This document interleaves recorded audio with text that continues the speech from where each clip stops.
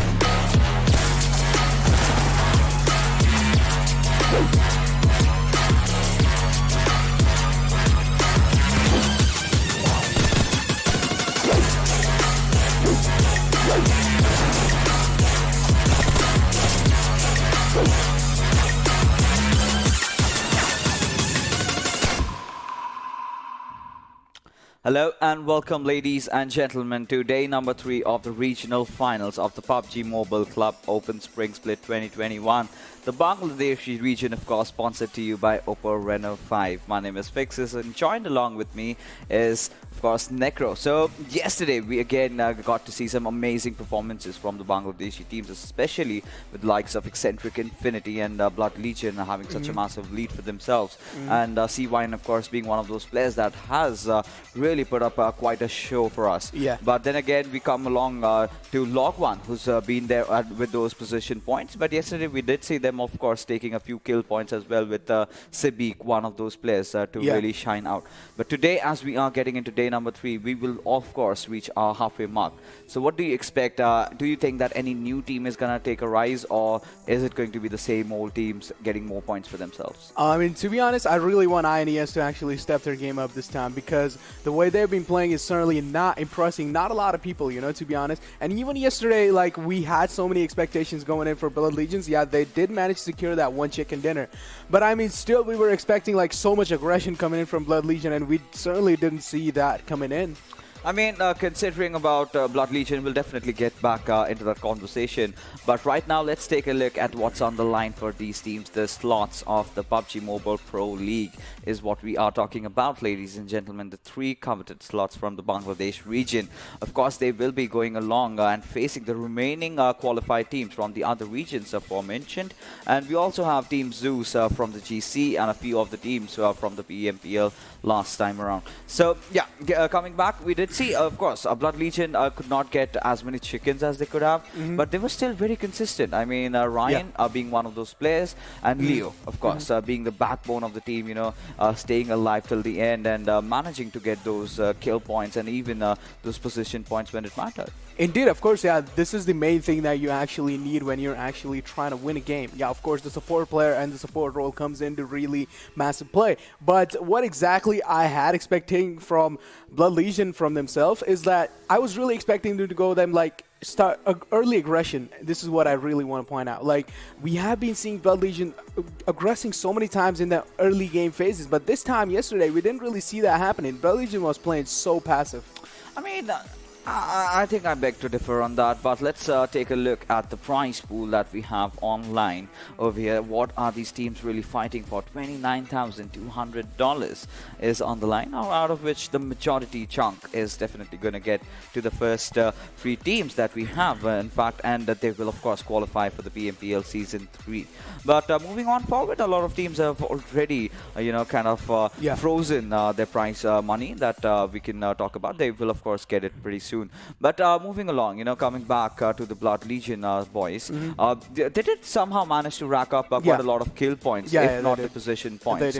And let's take a look at the points distribution system and how do they do that. And this has been the comeback meta that we've been talking about. No matter, even if you are on the 13th or 14th position, one good chicken dinner can take you right up till the 4th or 5th position. Of course, like, as long as you're getting those kill points for your team, is of course going to be favoring your team a lot much more, especially if you get that one chicken dinner. Even in any of those 4 maps, you are certainly going to be taking a massive leap in those leaderboards. And now, coming back to INES, yeah, they're not really able to show up Fixes, and we really want them to actually prove themselves, and we know that they do have the experience coming in here, and we really want INES to actually step their gameplay up this time.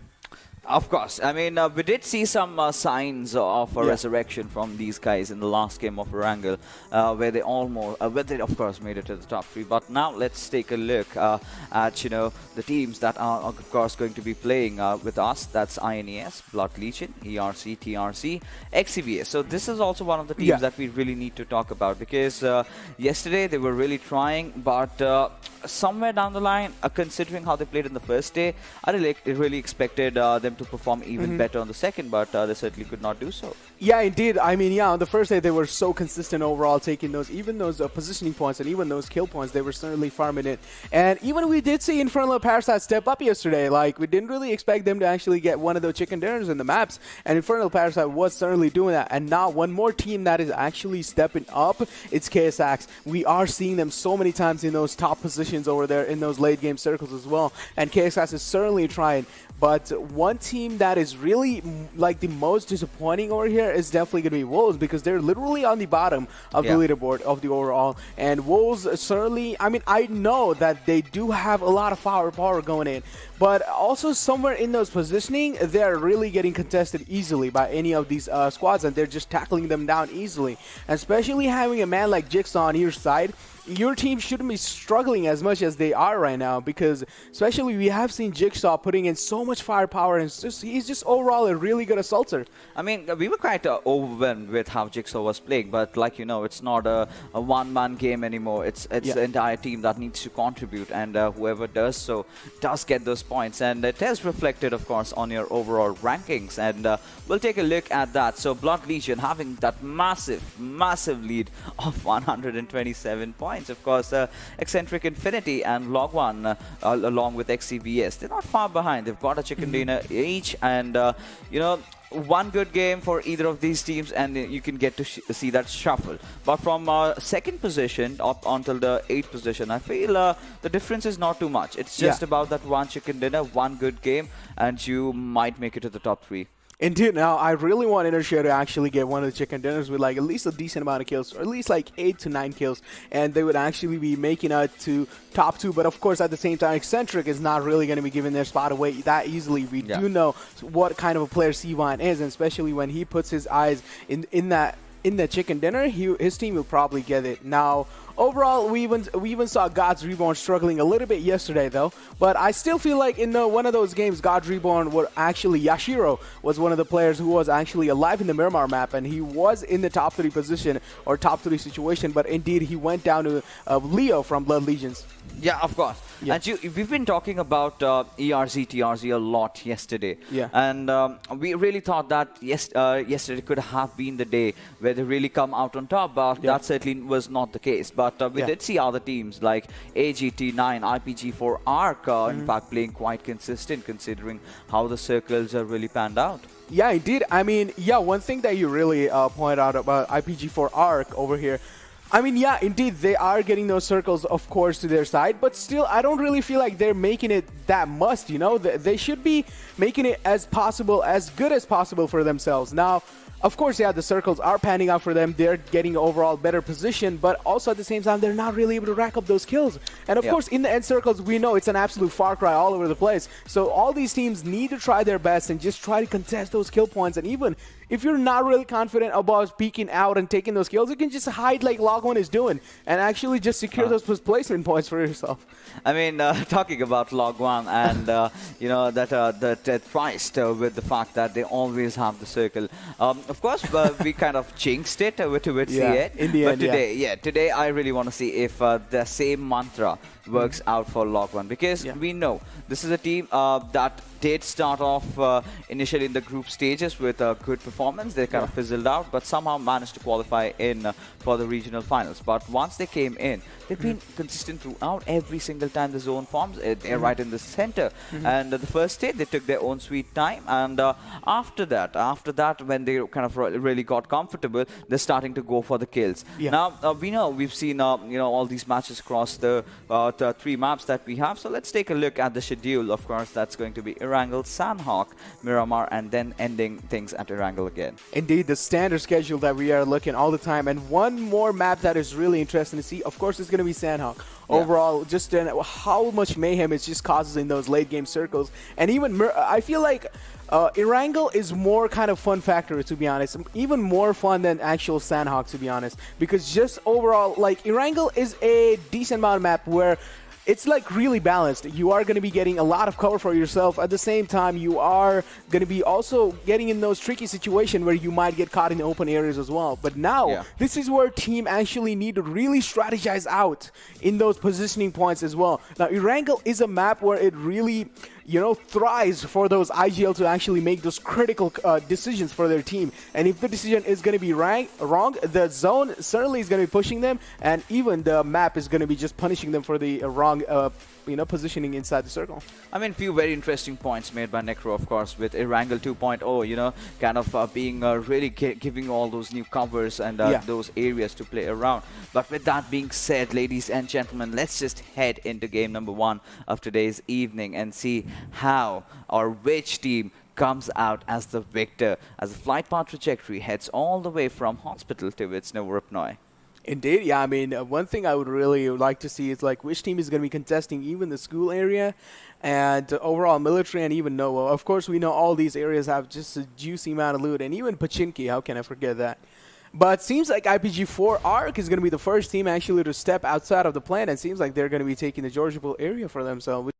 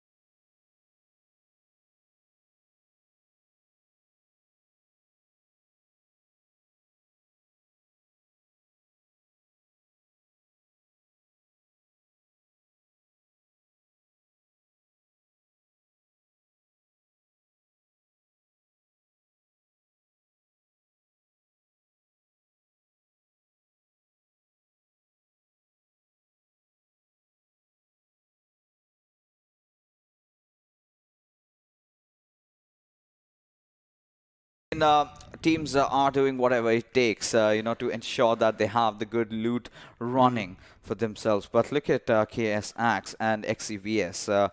They just might be beside each other, maybe in contention for that vehicle, and we might get to see that early game fight happening. But at the same time, Steam Wolves have taken a drop towards the military base, so that's going to be really tricky as to how they're going to get in, considering A1 1952 is just holding off at Ferry Pier area. Indeed, yeah, it's going to be really interesting to see what kind of strats they're going to be rolling out of their sleeves, because if they're going to be trying to take that bridge area, they are definitely going to get camped by A1 1952, because they're right outside there and waiting for them to actually step out anytime soon. And it does certainly seem like A1 is actually racking up a really decent amount of loot when it comes to those gunpowder coming in from them. It's going to be AK and M16 for Tufik. And yeah, overall, I really feel like A1 1952 this time should actually step their gameplay up regarding how they've been playing in the previous games as well. But this time, certainly, I do have a little bit of hopes going in for ERZxTRZ as well. I mean, we do know in group stages, yeah, they have been playing really good overall. But, even if it's not going to be doing enough, though. But one unfortunate casualty coming in for Max over here. It seems like they're just going to be playing with only 3 members. Well, their woes continue, and it's Ironclad, one of the best players, really missing out. The player that they really needed today, so he's not anymore with us in this lobby at least. And the A1 952, they still have a good, decent chance, and they did show some amazing performances yesterday. But Umar, taking a few tap shots with his SKS. Let's see how is he going to come out on this one. Really kind of missing out on all those shots. But it's just to, kind of make his presence felt over there. He's like, guys, do not even think of coming here because we are going to punish you if you do. So Exentric, they did not really bother. They were like, we are watching our own ways. So they just left off. Indeed, yeah, they certainly did not want to fight in those early game phases, because the way they were actually running, it actually tells me that they did not have that good of a loot, so which does make sense to actually not fight and just back off in those situations. But overall, one thing I really want to see is that Blood Legion just absolutely raging in the end and causing an absolute storm in the end circle. And I really want to see them absolutely go that path and just absolutely dominate everyone in their way. And of course, these are the hopes that I have for Blood Legions. But one team that isn't really stepping up is, of course, going to be ERZxTRZ. And I really want them to step up, because the position they are in right now is certainly not really going to be doing them much, especially taking a look. We are already halfway there. I feel like ERZxTRZ, this is the time where they need to actually step their gameplay up and try something new, because even INES over here, yeah, they do have secured themselves that, top 8 position, but they certainly need to get those top 3 to actually make a slot for themselves in the PMPL. And it's going to be interesting to see how these guys are going to be playing out today, because to be honest, today is one of the main days where you need to actually figure yourself out and actually put those strategies on board. Yeah, absolutely, 100%. Now, INES, this is a team. So they've got those players like Gayor of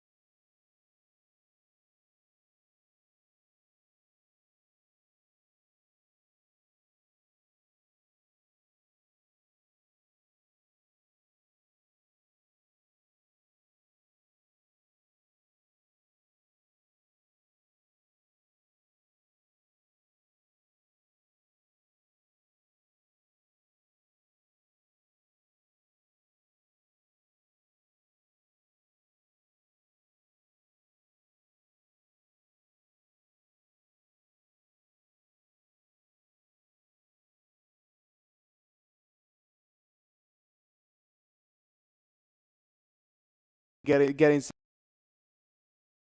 the city or the main. Interesting to see how the. It certainly is going to be so disappointing world. It's going to be interesting to see how to actually struggle anymore. I want them A1 because it certainly is going to be so disappointing if they do get eliminated early on. You're going to get that momentum going in the first game. In the rest of the game, you're of course going to be having so much more confidence and just overall a better, better mentality going in. Yeah, absolutely. But right now, if you take a look at ERZxTRZ, this is the day where they need to start performing, because if they do not, then it's too late. Because today is the third day. Today we will almost be reaching our halfway mark. And after that, the matches will be in reverse countdown mode. So you do not have enough to play around. So if you start building up, at least, try to get till the top 8 today. And then you still have 2 more days to try to contest for the top 3 spots. But provided you have to be very consistent every single game. Indeed, yeah, but one man we right now we're spectating is Demon. And how can you forget some iconic moments coming in from this man? Once he was just barraging down squads with his nades, with just unlimited amount of nades, just unloading those nades on the enemy. And then once he was just waiting for the best moment to strike outside of his buggy, and even the other teammates just missing him completely. And that was just an absolute unfortunate moment coming in for them. As soon as they started sticking the res, Demon just popped out of the wiggle. They were like, what? Where did he come from? I mean, that was the moment in Miramar yesterday, that Demon really shined. And, these teams have those, survival instincts instilled within them. But kind of a rather slow start to Erangel with not a lot of, kills popping out. But I was really shocked as to why these players just dropped out of their vehicles. Was that a panic drop, or was it sort of intended? We can't really tell at this point, but it seems like they are just going to be unloading mags onto the vehicles that are trying to rotate into the circle. And just take a look at what happened over here. Accidentally stepping out of the vehicle in that open ground, and certainly Deadgut is going to be going down. Unfortunate turn of events for him, and INES with the first blood. Beautiful plays coming in from this squad. Definitely unfortunate positioning coming out from the squad that was trying to rotate, but did get caught off guard in the open field. And this is what I'm talking about. When you're trying to rotate from the open fields, you will need to be so careful, and even try to favor, you will have to have that luck on your side as well. If you're not going to be having that luck on your side, you're of course going to get contested by a lot of squads, just like right now what INES did to them. Talking about INES, so they did take those shots, but they pretty much missed it all. So at this level, you would want to try to connect a few, get a few knocks here and there, and get the job done. So Dadlov already taking an exit early on, so not what IPG4 really intended for them. But as we move along, the circle is slowly panning down towards the northern areas of Eripia. You've got that hilly slopes to play around. You've got that dips as well. So this comes down to how well versed you are with the latest map changes of Erangel 2.0. But as we speak of, we have two of our teams fighting against each other. That's ALxK9 and AGT9, as that beautiful nade goes from Taban and knocks down Merciless right on his knees. Indeed, beautiful nade coming in from Taban there, but taking a look at the fight that is occurring in front of us now, it's all down to Captain to actually get the res onto his teammate, but also at the same time, the nades are just unloading from AGT9 over here. Of course, the backup is going to be coming from AGT9 as well, and Insane going to be finishing the kill that was taken down completely. Now, Insane certainly going to be trying to hold that ridge in front of him and hold that little wall in front of him just to provide the extra cover, but do they know the Captain is right next to them in the compound or in the house right next to him? We certainly have to see, but I really like Tesla's position over there. But the sad part is he's been spotted. Now he needs to have maybe a high ground advantage for him, and how is he going to retreat considering all the players have the crosshairs locked at him? He's taken some damage with his UAs as well. That's not in a pretty solid shape right now.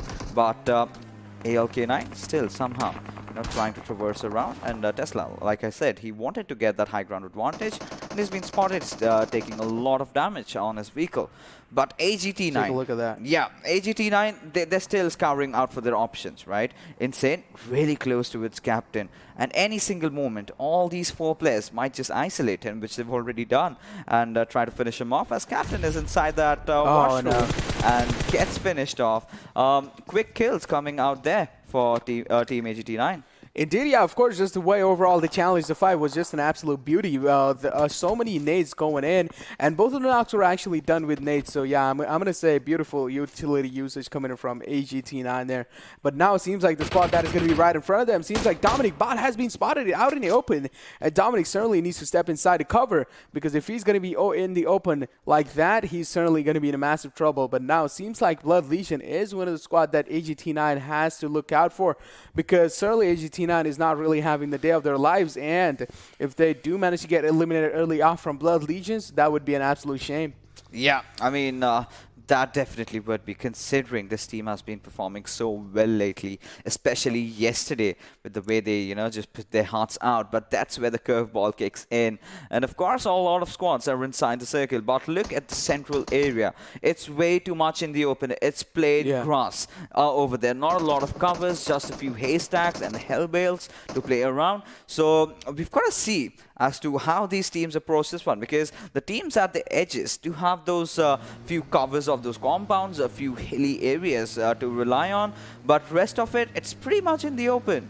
Indeed, yeah, this is what I was exactly talking about, like Erangel offering that cover as well sometimes, but if the circle shift is out in the open, that's definitely going to be a really massive surprise point coming in for all these teams. But now, it's definitely going to be more kind of like the zone favoring situation over here in the end. Now, whichever team actually favors the zone, that is going to be having the highest chance of taking the chicken dinner in the hand, but seems like ERZxTRZ are getting off guard in the early rotations over here, and Rare out in the open, certainly going to get knocked out from one of the members from INES there. An unfortunate situation coming in for him as well, but seems like Gyro going to be completely finishing out Rare and stealing the kill. Yeah, of course, but A1 Esports 952 in a whole world of trouble, as they've got a lot of their players falling down one after the other. See, Minor, of course, falling from the vehicle, but Gyro from the backlines, like you said, he is dishing so much lead into the hearts of his enemies, not sparing anyone. Now, Magneto, there's really a slim chance of survival for this player, but Blood Legion, this is what I was talking about, you need to have that map control for you. You need to have that zone control for you. You need to watch out your back. You need to watch all possible 4 directions, and they are doing a pretty good job at that. Indeed, they are doing a pretty good job, but as we're taking a look at the Blood Legion, just unloading so many mags onto their enemies from those backlines, and certainly they do have that high ground advantage going up for them, so of course, yeah, they're going to be dealing so much damage in the process. But now, this is an absolute far cry in these open fields. Just take a look at this. There are not that many cover going in for these lads, and certainly those vehicles are not going to be standing for a long time, because as long as they're going to be taking bullets all the time, they're certainly going to be falling weaker and weaker. But certainly seems like INES is going to be losing on one of their teammates, he has been knocked out. But it's going to be interesting to see how are they going to be rezzing him in the open ground. It's going to be interesting to see. I mean, Gajar with that beautiful headshot on towards the players of Blood Legion. I mean, that was amazing, considering the fact that they were right out in the open. But right now, what we do witness here is Team Max taking a fight against an ERZxTRZ that's pretty much very wounded over here. They are all restricted to one single compound, so it's going to be really troublesome for them to approach. If Umar takes that other compound on his right, then I think it's going to be a rather easier job to just flush them out with the grenades, get 1 or 2 knocks going in your favor and do whatever you can. But it's White Cat who rather gets a knock onto its king. Now trouble is in paradise for the players of Max, because this is a 3-man squad. Indeed, it's a 3-man squad, but also the situations are equal in both of the sides. Yeah. Even both of the teammates do have only 3 players going in for them. It's going to be Max with 3 members, and even ERZxTRZ with 3 members. Of course, losing out on one of the members in those early phases is going to be really traumatizing for them. But now it's going to be interesting to see how ERZxTRZ are going to be capitalizing on the enemy's position over there, because we did see them unloading so many nades onto Max over there, and in the process also King was down, but certainly also taking a heavy amount of damage in the process as well. But King's certainly going to be backing off into the cover and finally going to be healing himself. It seems like Casper is also scared for his life. He doesn't really want to peek anymore. He is just playing as safe as he can. But just take a look at that nade. Is that nade going to be doing much to Casper? Yeah, of course it is. It does seems like it dealt him 50 damage. It certainly did. Now, if you take a look at the boys from Team Max, they've managed to heal themselves up. They've managed to spot out the players of ERZxTRZ, but I'm really, astonished as to the fact as to why Umar is not making that rotation in, and Mamba getting yet another knock onto its Casper. This is the call. The push has finally come through, and that was a beautiful smoke path built by the players, and it's all down on King as to how is he going to defend it. But right now, Umar providing that suppressing fire, trying to deny, the entry up top, and this is where King needs to make a decision, either go in for the revive or take the fight. But he is right now heading into cover. This is where the panic situation really sets in for Team Max. Indeed, of course, it's going to be interesting to see how Team Max is going to be tackling this entire situation down. Umar is definitely in those backlines, but not really going to be able to spot anyone. And in the process, King has been completely eliminated, and same goes with Casper as well. And as time goes down, Umar is just going to be backing off from that compound, running away for his life, and certainly seems like it's going to get capitalized in that open ground. And it's going to get completely eliminated. Now, what Umar should have done over here, he should have actually jumped outside his building and just flanked them from the back. That would have been the really best possible situation. He would have tried to help his teammates out. But certainly staying in the back lines, you're of course not going to be getting that much of amount of view coming in inside the buildings. But of course, with that squad elimination coming in, that was the first squad elimination, which was Max going down. But now it seems like there is another fight occurring in front of us. And Demon certainly seems like he's in a massive world of trouble, as Wolves are taking so much damage down to Demon as well, but Demon seems like he's just going to be backing off. Yeah, he certainly is looking like he wants to back off, but XCvS, they did have a chance to get that knock over there, but it's alright. And finally, the fight has begun. Exentric Infinity in a whole world of trouble, as we see 2 of their players already being knocked out. Thunder's position compromised as he's running for his life. He's just hiding in hindsight over there. But there you go, that beautiful, beautiful Kobe coming out. And with that being said, AGT9, 4 kills already for this squad. Indeed, beautiful plays coming from this squad. We have been seeing AGT9 step up so much this time. And Exentric Infinity, one of the big teams, getting eliminated early off on 14th position. Unfortunate. That's all I can say. But Wolves seems like they are under heavy nade barrage over here. It seems like it's going to be Fahim just going to be barraging those nades onto Jigsaw. But Jigsaw's taking so much damage as well. But it doesn't really seem like the last nade's not going to be connecting onto Jigsaw. So Fahim just going to be proning in the grass, waiting for Wolves to actually make any kind of mistaken step in front of him. Well, right now, we've got 3 teams in the near fray. Dictator getting a beautiful knock onto its campaign from ALxK9, trying to flatten out the ties, and he's done a pretty good job at that. But, okay, so Sketch has been spotted. He goes down as well. Some decisive shots are coming out from Dictator over here, as he's dictating that entire fight, going right in front of him. Now, ALxK9, they're caught in a pickle over here. They've been, pinned down. Now, maybe IPGX might just be one of those teams that would want to capitalize, but no, they want to go towards their own separate ways, try to get inside the circle pretty early on. But we can see the players of Log1 taking a dig at the boys from Blood Legion. And certainly it seems like A1 Esports finally getting eliminated early off. We did see them struggling in the early phases and actually trying to survive, but just take a look at how much damage Dictator's taken in the process as well from ALxIR. And certainly Dictator's going to be falling back and going to be healing himself. And now as we take a look at IPG4ALxTRZ as well, trying to aim down sights on these teammates, but doesn't really seem like he's going to be finding any of those shots getting connected over there. And IPG4 certainly seems like they do have a better situation going in, but seems like, take a look at this fight over here that is happening. Demon absolutely popping off and showing that he's the actual Demon, eliminating the complete Wolf squad. Yeah, he certainly did that, but right now XCvS, they finally feel themselves. But Blood Legion having 3 kills, they're already down to their 2 men right now. It's all upon Dominic and Leo to survive and get those crucial points for them. Of course, they're enjoying that sweet spot up top, but Blood Legion, they're not really giving up. They, going after kills any single moment to spot a player. But at the same time, they can be surrounded, as the circle, as you can see, is in that open area. You've just got those haystacks that you can get for your cover, but that's just about it. You need to have those small little shacks, and whoever has a good control over that, they can do really well on that occasion. But INES, this has been a team, staying in the open fields for quite some time. They feel themselves that they're settled in over here. Gayor, one of those players who's pretty prolific with the way he's been using the port action today. Indeed, yeah, we have been seeing him just absolutely connecting those domes off the exact existence. But now take a look at AGT9 over here. They do look in a really bad situation, and same goes to Log1 as well. Out in the open, the smokes are certainly not going to be providing you a lot much more cover because they are just temporary over there. They're not going to be providing you cover as long as you wish they would. But now taking a look at the kill feed over here, Jerry seems like he's finally going to be popping off, and Dominic going to be following it up onto IPGX as well. But now this situation that exactly is going on in front of us is more interesting because it certainly seems like AGT9 are in a whole world of trouble. Now the res needs to come in as well as we take a look at the seamless aggression coming in from Log1 as well. Now they do realize that AGT9 Insane is in a really bad and tough spot over there, and AGT9 certainly going to be spotting that 24K and going to be taking him down. But now Sabik is just right in front of him, prone. It seems like he's going to be spotting him as well. Insane is just absolutely insane with those spotting skills. He has some eagle eye.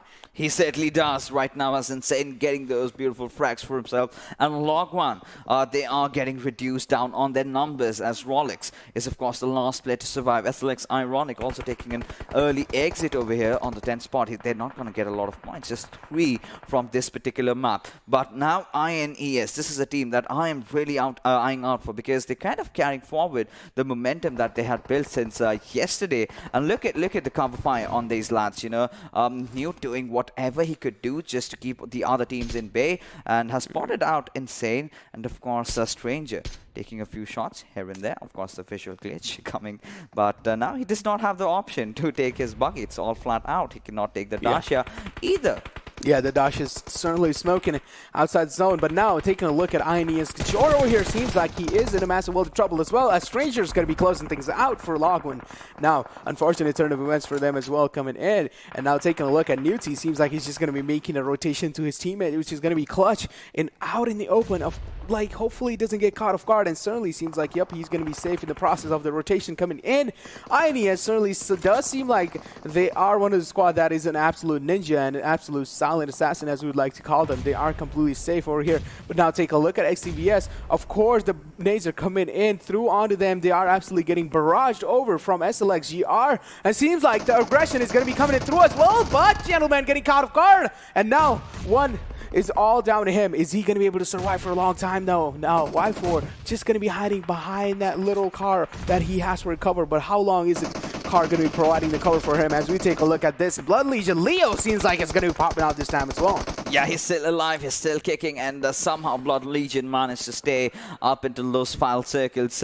And that does not matter how many players remain, they still somehow get the job done in terms of kills, in terms of frags. But Miramar spraying down onto its Mamba, who somehow has finally managed to step off from his vehicle safely and soundly. But is his trouble gone over there, because he's right beside the players of Blood Legion.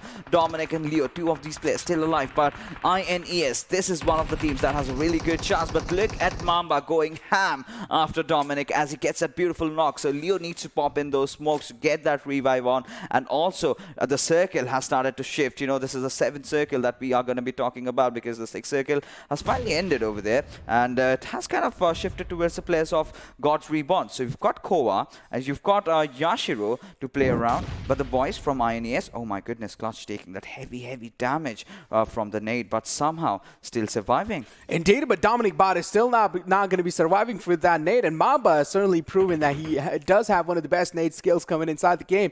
But one of the teams that I really want to point out surviving this till this late is going to be KSX. As I was talking about, this team is now certainly been showing themselves up, and they do have cracked the codes to actually know how to survive in those late game situations as well, just like Log1 has. But now, taking a look at the overall situation that is going on, analyzing the entire situation that is going on, because you're taking massive amount of damage. He's only going to be doing 75 damage though, but another nade should be closing things out for Gajor as well. But certainly seems like Gajor, yup, he's going to get spotted in the open round, and Leo is going to be taking down Gajor.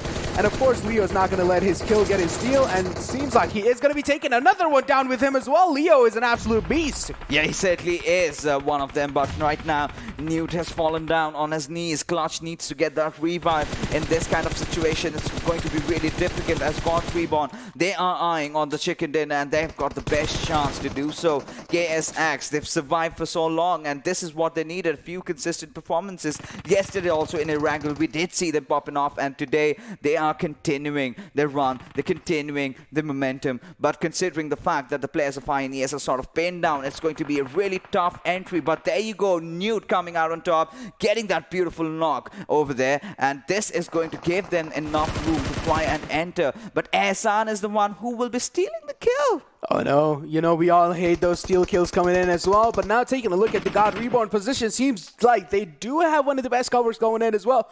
But Mera certainly is going to be using that care package for his cover as well. But Ehsan going to be in a heavy cover of fire, and Yashiro finally going to be securing that knock for himself. And the nades are going to be coming in through as we take a look at Clutch. Just barraging those nades through, but there's no one over there. Clutch trying to figure out where God Reborn is, but certainly not really able to figure it out, trying to spot anyone as he can with that eagle eye coming in from his side. But doesn't really seem like that's going to be happening, and Ehsan going down. Beautiful nade over there from the God's Reborn side. But now it's all down to Miraz when it comes to KSX. Now, is he going to be able to do much? That's going to be interesting to see. The finish is going to be coming in as well. Yashiro certainly proving his grounds now. Yeah, of course. And I mean, Miraz, of course, they try to give away the position of the players over there of God's Reborn.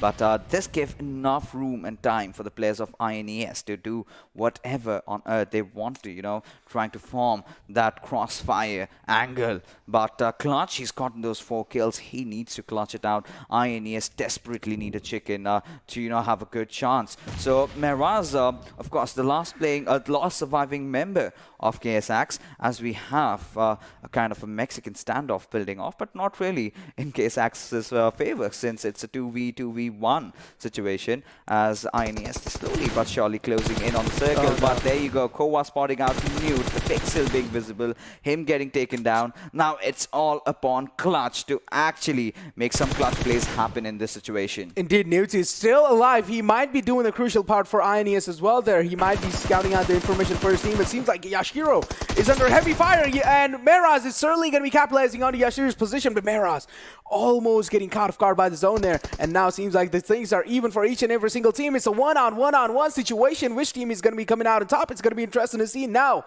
Yashiro is knocked out there. Miraz certainly down in really less HP. Clutch trying to spot anyone down. He did hear those shots go off there, but Miraz barely making it inside the circle. Also going to be finishing the kill, but seems like it's going to be Koa to finish things out, and Clutch going to be spotting Koa, but Koa is going to be the one to actually come out on top, and INES has been eliminated, and the chicken dinner is certainly going to be taken. Wow, I mean, God's Reborn, some genius plays coming out from these lands, and will of course secure that chicken dinner. And topple over to the second spot. And this is a team this is what we're talking about.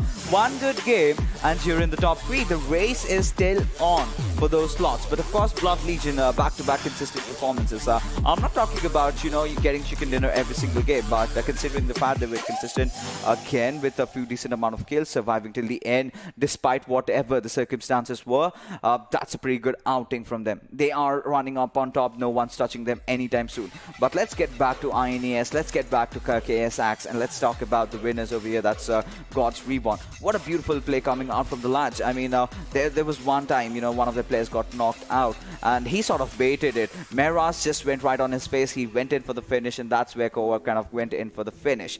But ladies and gentlemen, let's take a look at the MVP and see which is that one player gonna shine, and that's Insane from ALxK9. Of course, we did see ALxK9 just step up and show their true colors in those late game phases as well, but now Insane absolutely proving that he's an absolute insane player for ALxK9, coming up with 6 kills and 1,076 damage.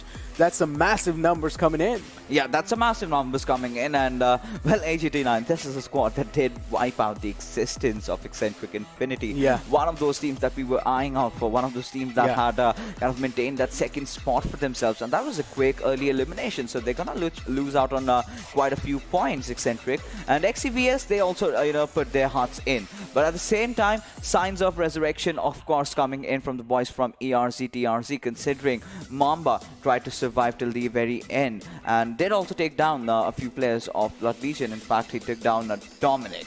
But now, ladies and gentlemen, let's take a look at who the top players were in the lobby. Indeed, of course, Insane is going to be on the #1 position there, and Koa going to be following it up with 7 kills and only 678 damage. And then it's going to be Clutch following it up as well. It's going to be with 4 kills and 575 damage. And then Mamba, of course, how can we forget this man from ERZxTRZ coming up as well this time, 627 points. Now, one thing I really want to see is those overall leaderboards, overall standing, because I really want to see how ERZxTRZ has done in that previous game.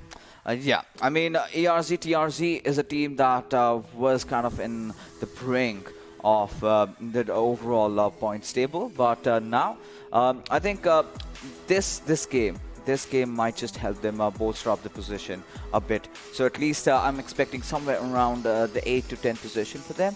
And now let's take a look at the match summary and see how the numbers game worked out. Of course, I mean, take a look at Caffeine over there with 307 longest distance kills. Of course, that is kind of interesting, but now it seems like Insane with 1,076 damage going in as well. And Demon, we did see this man was just driving across all over the place with that buggy that he had of his. And then, of course, that's going to be longest distance travel going in for him as well. And Dominic Bout, of course, with those maximum 3 assists. And how can we forget Koa with those 7 kills? And he was the one who clutched it out for this team in the end. I really felt, Clutch from INES could have had that. Because the moment, Koa was going after Meras, that was his opening, right? He went in. But that's the point where AK comes into play. AK is not really a weapon that you would want to, fire on your, want to hip fire with at such a range. You might have had kind of opened up the ADS, but that is something that he did not do, and had to pay the price. But now, ladies and gentlemen, let's take a look at the match rankings as to how much this match has impacted. And there you go, God's Reborn with 28 points right on top, followed by ALxK with those 8 kills. And, well, INES, again, a pretty good game from them. Consistent top 3 positions back-to-back. That's promising. But Blood Legion, again, 15 points. They are kind of continuing increasing their lead every single time they come into play. Certainly, we would have to give it to God Reborns, though, of 13 kills and with those massive 28 points coming in as well. I'm pretty sure they have taken a massive leap on the leaderboard as well in the overall ranking. But now ERZxTRZ only able to secure those 11 points. I mean, it's better than nothing, certainly taking a look at how they've been playing in the past few days. Yeah, I mean, this is really good. This is good for a starter. I would not really expect you to just come in, go bombarding with a 20-plus chicken or anything. This is a good start. As long as you are consistent, I have nothing to complain about. But long one, XCvS are not really having the time of their lives, and the woes of Infernal Parasite GX really continues. Yesterday was just that one game where they really got in the chicken dinner, but remainder of the times they've been kind of silent. And talking about big disappointments over here, of course, Exentric Infinity being one of them, and joining them along is also the players of IPG4ARC and of course A1 1952. Right from the very start, while we did see the third or the fourth circle just popping off, that's where they were kind of lost in the rotation. They were just caught off guard to the players of INES, and also the players of Blood Legion were chiming inside the fight. But ladies and gentlemen, let's take a look at the opening moments of this match and see how this beautiful game of Erangel fared out. Yeah, this is the first blood coming in from the entire game, and we did see so much like overall safe plays coming from the entire Bangladeshi region this time, because we did see even in those late phases there were all 16 teams alive. And that's, of course, impressive overall if we take a look. But this also one of these squad wipes coming in from Max, and one of the really, questionable decisions coming in from Umar as well, from Max as well. But now, overall, taking a look at this spam over here, oh my God, this was an absolute beauty of a shot coming in from him. But yeah, overall, I really feel like Blood Legion are still consistent in those top 4 position over here this time. But I really want to see them, again, just absolutely dominate the entire lobby and just absolutely aggress and drill through anyone that is standing in their way. You know what I really want to see? I want to see someone giving a Blood Legion a competition, like a head-on fight, 4v4, taking them down. Because otherwise, it's just going to be that one team that's dominating throughout the tournament, right? We did see ERZxTRZ being one of their competitors, but they're suddenly lacking off. And in the first day, I really felt that maybe the boys from INES can do it. In terms of frag potential, yes, but INES has been certainly off in terms of the positioning during the fights, how they engage, and when they engage. They need to know all these basic fundamentals before they're going in. This chicken dinner could have been theirs. But let's take a look at the damage graph and see how much damage has been dished out in the server. And look at that, some huge numbers coming in for all these teams. And certainly it seems like God's Reborn is going to be taking the most damage priority in their hands. But one thing I really want to point out over here that you were talking about in those certainly late game situations and overall just the situations that were happening. Yeah, of course, it's an absolute mayhem in those situations, and it's really hard for each and every single team to actually think about it. Yeah, INES did make that mistake in those late game, and I really feel like, yeah, he did get a little bit impatient over there.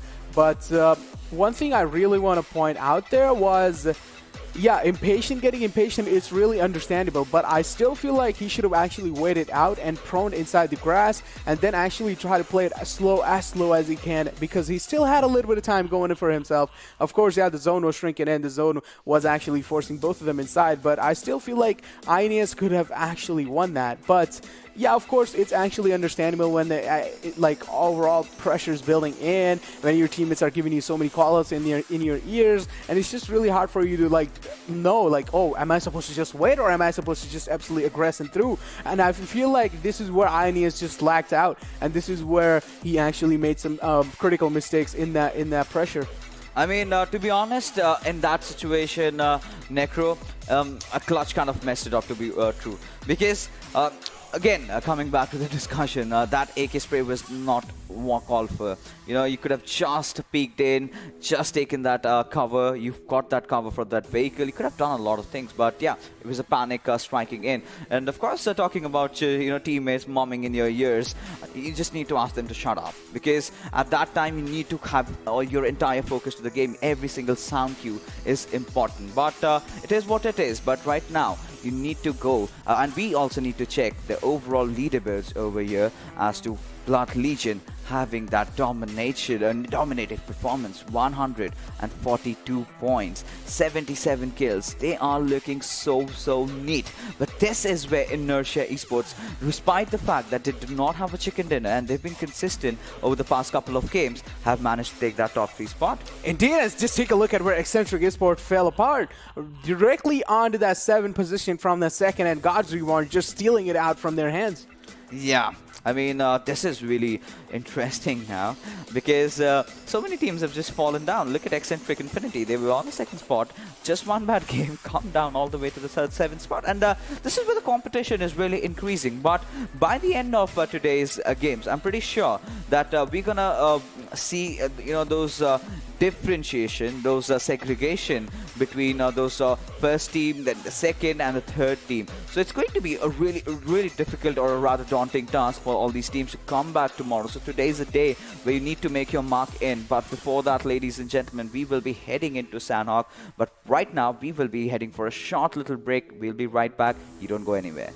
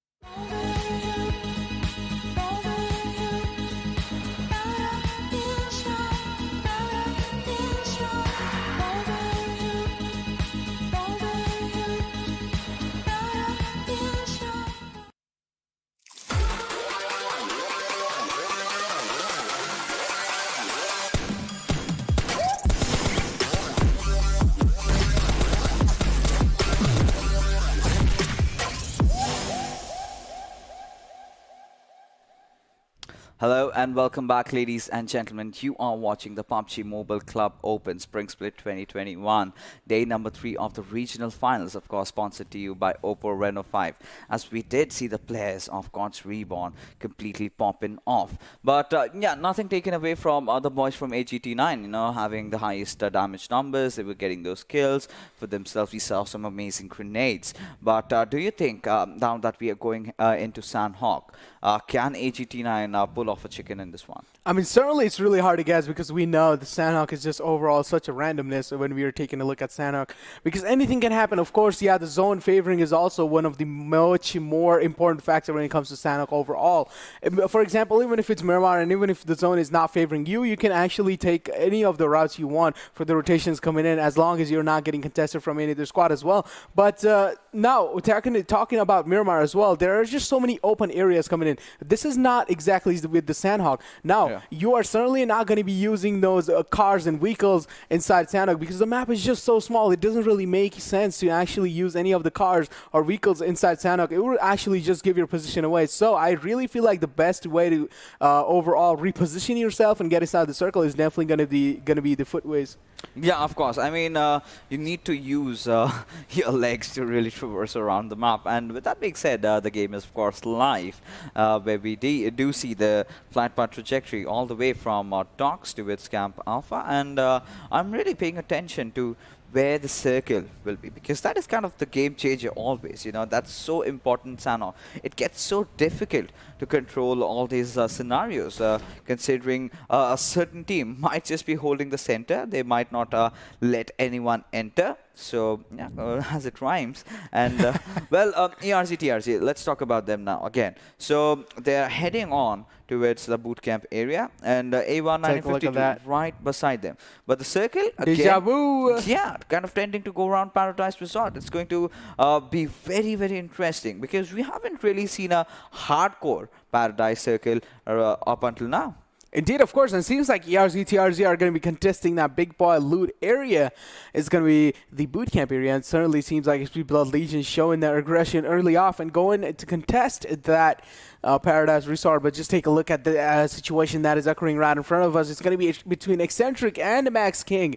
Which one is going to be coming out on top? Certainly, Exentric are showing up better in their stats number as well, but Max certainly are struggling. So King does not afford to actually lose this fight in no matter what situation they are. And overall, it seems like King is just going to get capitalized from the other direction, and Thunder is just going to be taking him down, and the finish is also going to be coming in.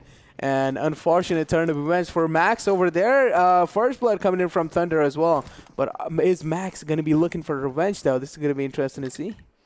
I mean, Max has been pretty shaky, to be honest. More than shaky, to be honest. Yeah, they have been right in the depths of hell, and they are not having a good time over there. Not really having any good outing, not really showing a lot of promises, and kind of that one day that we had, seen them getting those outrageous number of kills. That was it. That was it. After that, they were completely off. I mean, I've had so much expectations built up from these lads because the way Ironclad played. So now, moving on forward, I mean, INES, we can really consider them to be one of the more consistent teams now, considering how they have positioned in the leaderboards, top 3 position, even without a chicken dinner. So that's not an easy task to do. So they finally have that gun fragging potential. All they need to work is on that positional plays that they sort of tend to mess up with, right? And once they kind of figure that out, I think this might be the team, or maybe Exentric Infinity might be the team that can contest the players of Blood Legion. Indeed, yeah, Exentric might be the team, but certainly last game not really being the game for them, as we all expected them to actually just dominate even the end game as well, but certainly that was not happening anytime soon. But taking a look at the situation that is occurring in front of us, seems like KSX are definitely going to be having the man advantage in those fight situations. It seems like IPG is just going to be backing off there, and it seems like he's just going to be making a run for his life. And certainly I do respect that mature decision coming in from him as well, certainly realizing that he is getting outstand by those enemy numbers, so he's just going to be backing off as well, as we take a look at Sanhok also doing the same. And it seems like, yeah, now is the part where all these teams actually try to go in the middle of the circle, or even just overall try to contest a better and just overall a really strong position inside the circle as well. Because if you're too late, of course you're going to be getting contested by so many squads, because this is Sanhok, and there's going to be a team on each and every single part of the map, and of course those late rotation are going to be so, you know, tough for your team, as long as you're just going to be taking those fights and actually just mowing the squads down, just like Blood Legion does sometimes. You know, Blood Legion, they are a league apart, to be honest. But I really believe, Necro, that I think they will be tested once they are in the PMPL. Now, this is a team that does have those players, does have the right mentality, does have the right approach towards the game. I mean, regardless of any kind of a situation, they never back off. They somehow, even if they're going down, they manage to take some collateral damage along with them and take a few players here and there. And every single time, you know, I'm not telling a good, in fact, the best team does not have to get chicken dinner in every possible game. The best team for me is the team that is really consistent, getting those 10, 12 points. But look at their average. They're averaging around 15 per game. So that is pretty huge considering the numbers. But this is the PMCOs. But now, once they go to the big leagues, once they go against the best teams in the South Asian region, that's where their mettle is going to be tested, because you've got some amazing teams like, you know, you've got Carnage coming in from Nepal. You've got teams like Vibes, Elementrix. So many teams might just possibly come in against you. And of course, you can never rule out those invited teams. You've got teams like DRS, Prop Slayers, players. So yeah, and Venom Legends, another iconic team from this region. So yeah, that is where I truly believe their skills are going to be put to test. Indeed, yeah. But now, taking a look at SLX, ironic in the entire situation they are in, they do have one of their players knocked out. It's going to be ERZxTRZ, and certainly he is going to get finished instantly by Rafi as well. But now, how are SLX going to be reacting to a situation that is occurring in front of them? It seems like certainly it's going to be happening the same as well. And one of the Wolves members also being knocked out from Sketch. Beautiful spray coming in from this man with just an M4 iron sight. It was just an absolute beast spray coming in from this man as well. But now certainly seems like the backup is coming for Wolves as well, and Rafi going to be making a run for his teammate to actually get the res in, and he is certainly going to be doing that. Arceus is certainly going to be getting res by his teammate. And now, overall, taking a look at the situation that has been put in here, of course, SLX are in more disadvantageous position, and certainly seem like they are going to be backing out. But just take a look at the weapon over here. It's an absolute destruction coming in with the Groza with a lot of fire rate, and plus also at the same time carrying that 7.262 ammo. And this is a perfect weapon, to be honest, for Sanhok. You can't ask for anything more. You just okay, so I mean, I might be greedy if I ask for a suppressor, because that just makes the Groza so soothing, to be honest. You know, the spraying down all those bullets, do not really have to worry about anything on the planet Earth, just mowing down your opponents, and that is a weapon of destruction. In fact, can take down squads after squads. Just one mag, 2 players down, instant. Go for that reload. Of course, again, 2 players down. The only downside, however, to this weapon is that slightly increased reload time. So if you do not really have that extended quick draw on this weapon, so that's where you might just, you know, flinch. But apart from that, it's a wonderful weapon. But moving along, finally, Wolves BD. This time it's Rafi who's going to find that one kill for himself, and they desperately need that. I'm not now. This is a team that's way too much in the bottom over here, and this might just be the map that they need, because Sanhok, like we've always been saying, is completely an RNG map. Anything can possibly happen. Of course, yeah, anything can happen, and especially as I was talking about, of course, it all comes down to those zone positioning in the end, and what our team has the zone, of course, they're going to be having a massive advantage going in as well, but now we really need to take a look where Log1 is, because that's where the zone is all the time, and indeed, now, taking a look at Log1, they do seem like they have secured a compound for themselves, and is the zone going to be there, though? That's going to be an interesting question. If the zone is there, I would literally call them gods. I mean, yeah, this is yet to be tested, to be honest, because even last game, Log1 took quite an early exit. So they need to get back into their survival mode. They need to get those position points for themselves. So considering how these players are just moving around, and well, we'll have to see as to where the zone really goes on, because by the likes of what we have seen so far, it was heading towards Paradise Resort. Now, Blood Legion have taken good control over that area, and sometimes even, you know, the likes of Paradise Resort is very, very difficult to hold on to, because it's such a huge area. It's 4 players are not really sufficient for that, and imagine a team like XCvS just charges in on one direction. So you need to be there in those exact spots to provide the cover fire, or else you might just play at a disadvantage, as one of your players might get taken out. But A1 1952 still holding on to where they did drop. They love to play from those shorelines, love to get those extra kills.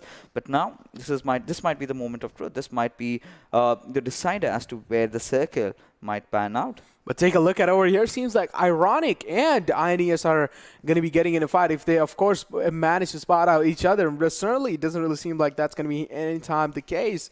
And they are literally neighbors to each other. If INES just keeps on moving in the same direction and Ironic decides to actually stop their steps, it's going to be interesting to see how this fight is going to be panning out. But now, taking a look at the rotations that are coming inside the circle as well, one of the big teams, AGT9, also on the bottom side of the map and still outside the circle, going to be contesting that vehicle. Interesting choice coming in. That's going to be the first squad that I've seen since a long time actually contesting those vehicles inside the map of Sanhok. But now, overall situation, taking a look at INES, they do seem a little safe, but they still do need to actually get inside the circle as well. But now, how are they going to be doing that? It's going to be a deciding factor for them itself. But now they do seem like they want to contest the high ground over here. And taking a look at the fight that is occurring in front of us, it seems like ALxK9 are in a massive world of trouble as we take a look at IPGX just absolutely dominating them.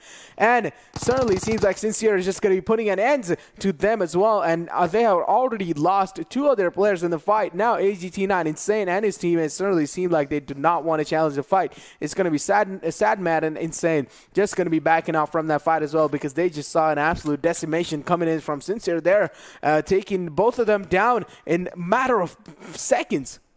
Yeah, I mean, this is what IPGX desperately needed, considering their performances. And this is a team that really thrives in a map like Sanhok. Yesterday also we did see, them performing really well. So as long as you're kind of securing yourself. Another Groza. Yeah, another Groza. But this is a Groza that I would definitely not risk my life for. As long as you just don't care. I mean, the moment I come from the shoreline and swim till the water and then go back, I think 2 circles might have just already passed away. Yeah, that is probably quite true. As long as you have that boat going in for you as well. But now taking a look at the overall situation that is ending up, seems like KSX are always just ending up in those top situations as well from yesterday. And now KSX, certainly they do have one of the best compounds going in as well, but they do have their neighbors in the past as well. Now it's going to be ERZxTRZ right next to them as well. How are they going to be countering ERZxTRZ? Yes, certainly not really having a great time, and ERZxTRZ do need to pan out what they actually want to do in those late circles as well. But they are certainly managing to safely actually get to this late circle as well. But certainly, just take a look at this. The circle is actually shrinking down so small, and there are still 16 teams alive. Not even a single team has been eliminated. Of course, there are some few people eliminated as well, and that's going to be only 4 people eliminated from the entire game. Yeah. So quite a slow start to Sanhok, to be honest, and not really what we thought of, because yesterday we did see these teams going absolute berserk. But as the days pass by, the kind of the pressure starts building up. You need those position points, and these teams have sort of figured it out. It's not initially when this point standing came up, we were all of the notion that it's going to be a complete kill heavy meta. But no, that was not a case. This was a meta that was introduced to make those comeback possible. So that is why you need to understand that you need to be positioning yourself really well inside the circle, and as well get a few kills. So consistency is definitely the key to shine in these kind of point standings that we have. But now Log1 still up with their 4 players. Now they have finally found a spot. Do you think this is where the circle is going to end? I mean, probably, yeah. If it's Log1, then yeah, I'm going to say, yep, the circle is just going to be ending right on them as well. But the way KSX are also surviving till the late game situation, it's a really difficult thing to say as well, because KSX are also getting blessed by the circle each and every single time. But now take a look at the circle, and it seems like it is going to be favoring overall Log1 as well, even KSX as well. Just take a look at these guys, and even Blood Legions have positioned themselves so well, and certainly seems like XCVS, this might be the game coming in for them as well. I mean, to be honest, I really like the position of A1 1952, and this is where this rotation might really come handy, because they're at the shoreline, so they do not really have to worry about someone being on those edges. So they just need to make it to the center, and they still have the cover from the backside, because there's absolutely no one. So, but they do have neighbors. Yeah, they do have neighbors, but they are completely safe from at least their tails. So they do have the numbers. They have those 4 players that can watch around different areas. So now it's all about finding a good spot over there. You've got those rocks, and they need to play around that. But by the looks of it, they're sticking with each other. I believe they've got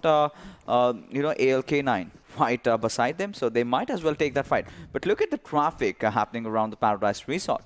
But just take a look at God's Reborn over here. This time they're going to be making the latest, the most, so late rotation inside the circle. Certainly, I feel like they will get punished for that as well by the squads that are in front of them. But certainly, take a look. Seems like Blood Legions are just going to be sticking to the place where they actually dropped initially. It's going to be Paradise Restart. They're not going to be moving a step outside. But taking a look at over here, Logwan seems like they are really hungry for some blood of Max. And certainly seems like a beautiful nade is going to be panning out from Max as well. And is he going to be able to connect him a lot of shots? But no, Sabik missing so many shots in the process as well. And seems like one of the Max members already passed on to them, and they have already made the entry, but Max is under heavy damage fire as well. And as we take a look, Max is going to get eliminated completely. Yeah, Max is certainly going to bite the elimination over here, and they've been turned into dust. And there was a really continue over here, and log one. This is the log one that I really wanted to see yesterday, and they did show me signs of that. Now, this is the aggressive log one that we're talking about. Now, all they need to add is a tinge of good positioning, which they already know how to get. So they're getting those kills, they're getting those extra breathing space in those final circles.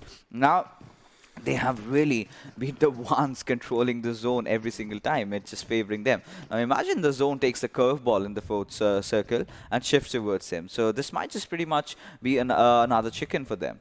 Indeed, that might be another chicken for them. But now, taking a look at the entire situation over here, Paradise Restart does have 3 squad in them. Yeah. And now, how is Blood Legion going to be out surviving them, out fragging them? It's going to be interesting to see, because positioning is definitely going to be mattering so much, especially in circle like these. But now, overall, the situation seems like Wolves has put themselves in. I do feel like they are in a really tricky situation. Taking a look at, seems like IPG is going to be right next to them as well, as we saw Sincere just absolutely pop out in the past as well. Yeah, absolutely. Now we've got the players of Team Wolves going after IPGX. So right now, let's see what Agent is up to. But from the back lines, you've got that beautiful nade going in onto it Sincere. So now another nade being popped out, and you have to see as to how they really perform on this one. So B1, he's just kind of crawling in, and IPGX after those first blood, they've kind of been seeing really off, but AGT9, Sadmat, getting that knock onto his players of Wolf Black Diamond, and Arceus will be finally biting the dust. But Jane, he still has that first aid. He needs to just lob a few more, or else just try to get inside the zone.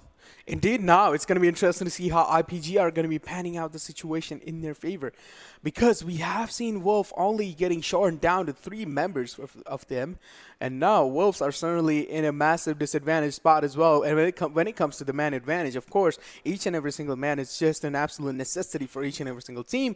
But taking a look at the overall position that IPG is trying to put themselves in, it's just interesting. Seems like they are just going to be absolutely backing off from the fight. They do not really want to challenge any kind of angles coming in from here. And Asian does seem to capitalize on what is going on over here. Are they going to be wrapping completely around? Maybe. Maybe. Yup. That's what they're doing. Taking a look at what Sincere is doing. It seems like he's just going to be wrapping around the entire Wolf squad. But is Wolf squad aware of IPG position? This is going to be interesting to see. Take a look at Jigsaw's position.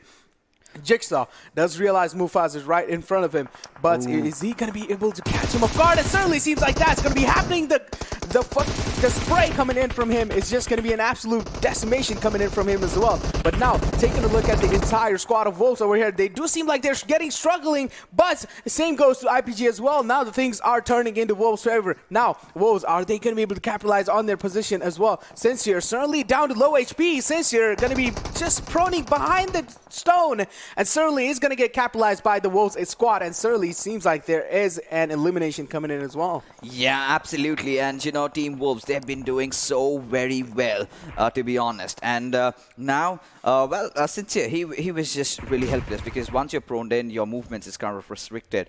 But look at the players of XCVS, just hammering down the players of A1 1952 with those Gwens. But Tawfiq from distant Freight did manage to pick up Cherry. Now this is a big knock. Ooh. Now Fahim needs to retaliate, and he needs to do that really quick. Magneto getting into a good cover, and he started cooking off that Gren.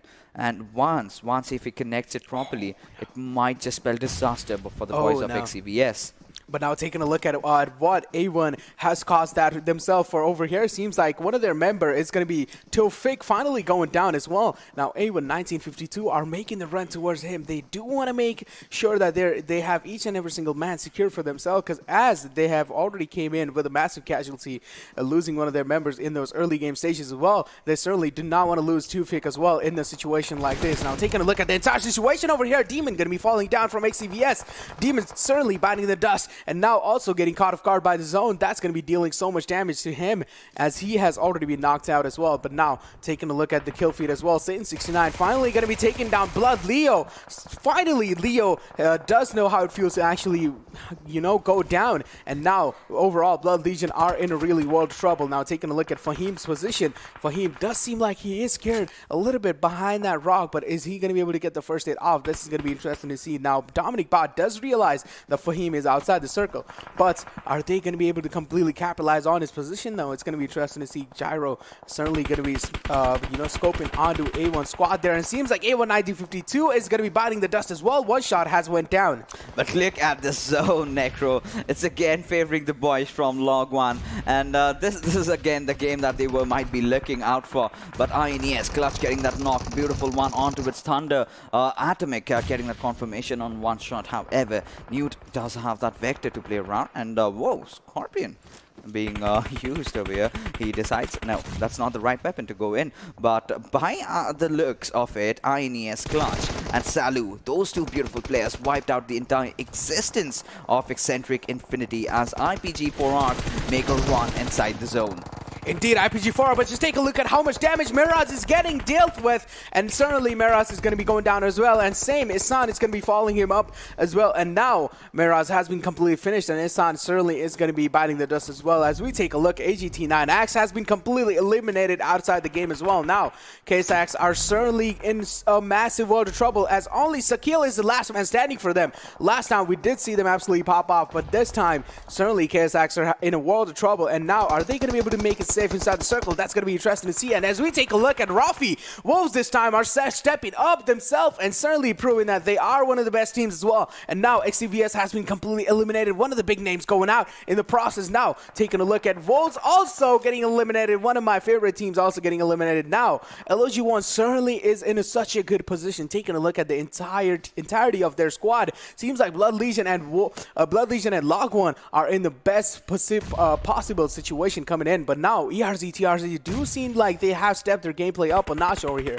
They certainly have managed to do so, but gentlemen are lobbing that grenade over there. ERZxTRZ's White Cat certainly will want to heal up, but before that, he gets that beautiful banger onto it. Gentlemen taking him down and out of the equation, but ERZxTRZ seems like they finally caught up with the pace of the games happening. They're getting a few knocks and kills here and there. They're getting those numbers. They've got 3 kills already with 4 of their players surviving.